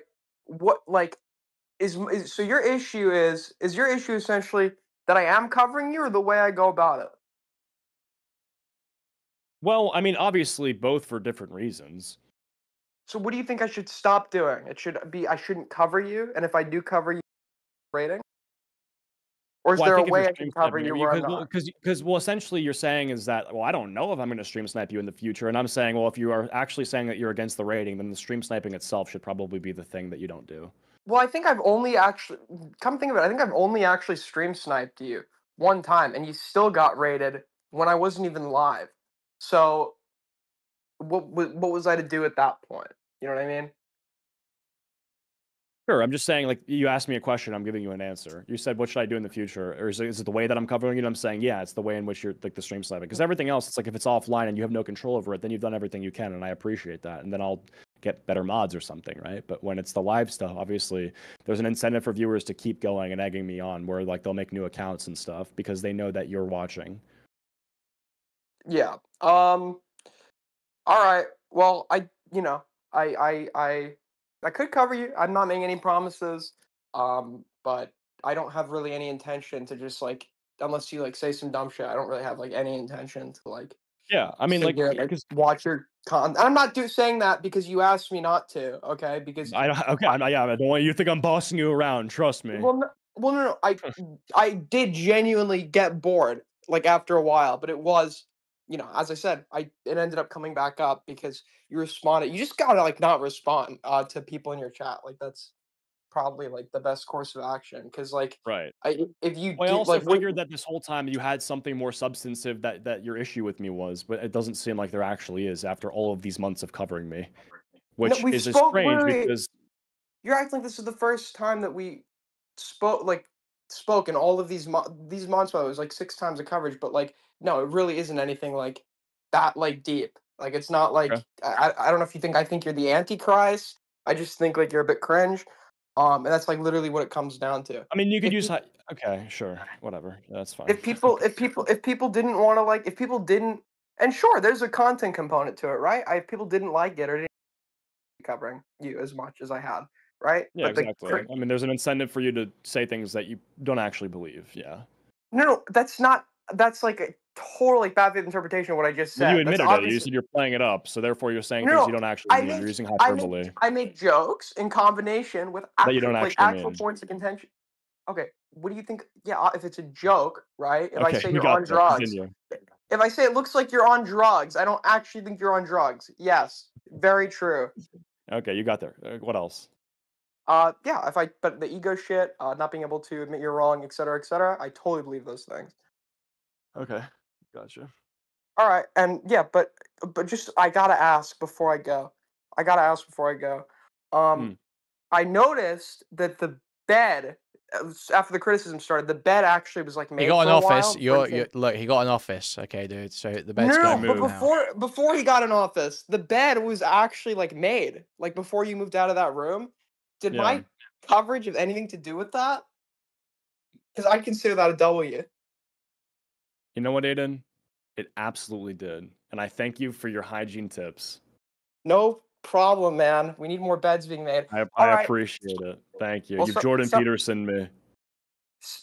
Somebody offered me $20. Say happy birthday, Marcus. Happy birthday, Marcus. Okay, thank you. Take care. Bye-bye. You also got me off drugs. All right. Wow. Anyway, I mean, honestly, I'm gonna be honest. Like the non-drama stuff. I mean, I guess it is drama, but you're talking about like the Israel Palestine stuff and the way that you view like the like I think the conversation about like the hyperbole with what Hassan was saying. That actually was really interesting. I think that actually gave me something to think about. Well, good to hear. I'm excited to watch your conversation with Nuxtaku. So. Yeah, I'm not gonna hold you hostage anymore, but you're an interesting guy. And if there was at any point something that you actually, I don't know what you do here, but what do you normally stream? Yeah, like politics stuff, politics drama, like politics streamers and shit like that, mainly. Sometimes VTuber stuff and like Asmongold and people like that, but you don't like Asmongold, I assume? No, I'm not a big Asmongold guy. Who's your favorite YouTuber? Who's my favorite YouTuber? I don't know. Chud Logic, my favorite YouTuber. Who's your favorite politics person? My favorite politics person. What, like actual politics or politics on the internet? Either. Actual politics, Tony Blair. Politics on the internet. I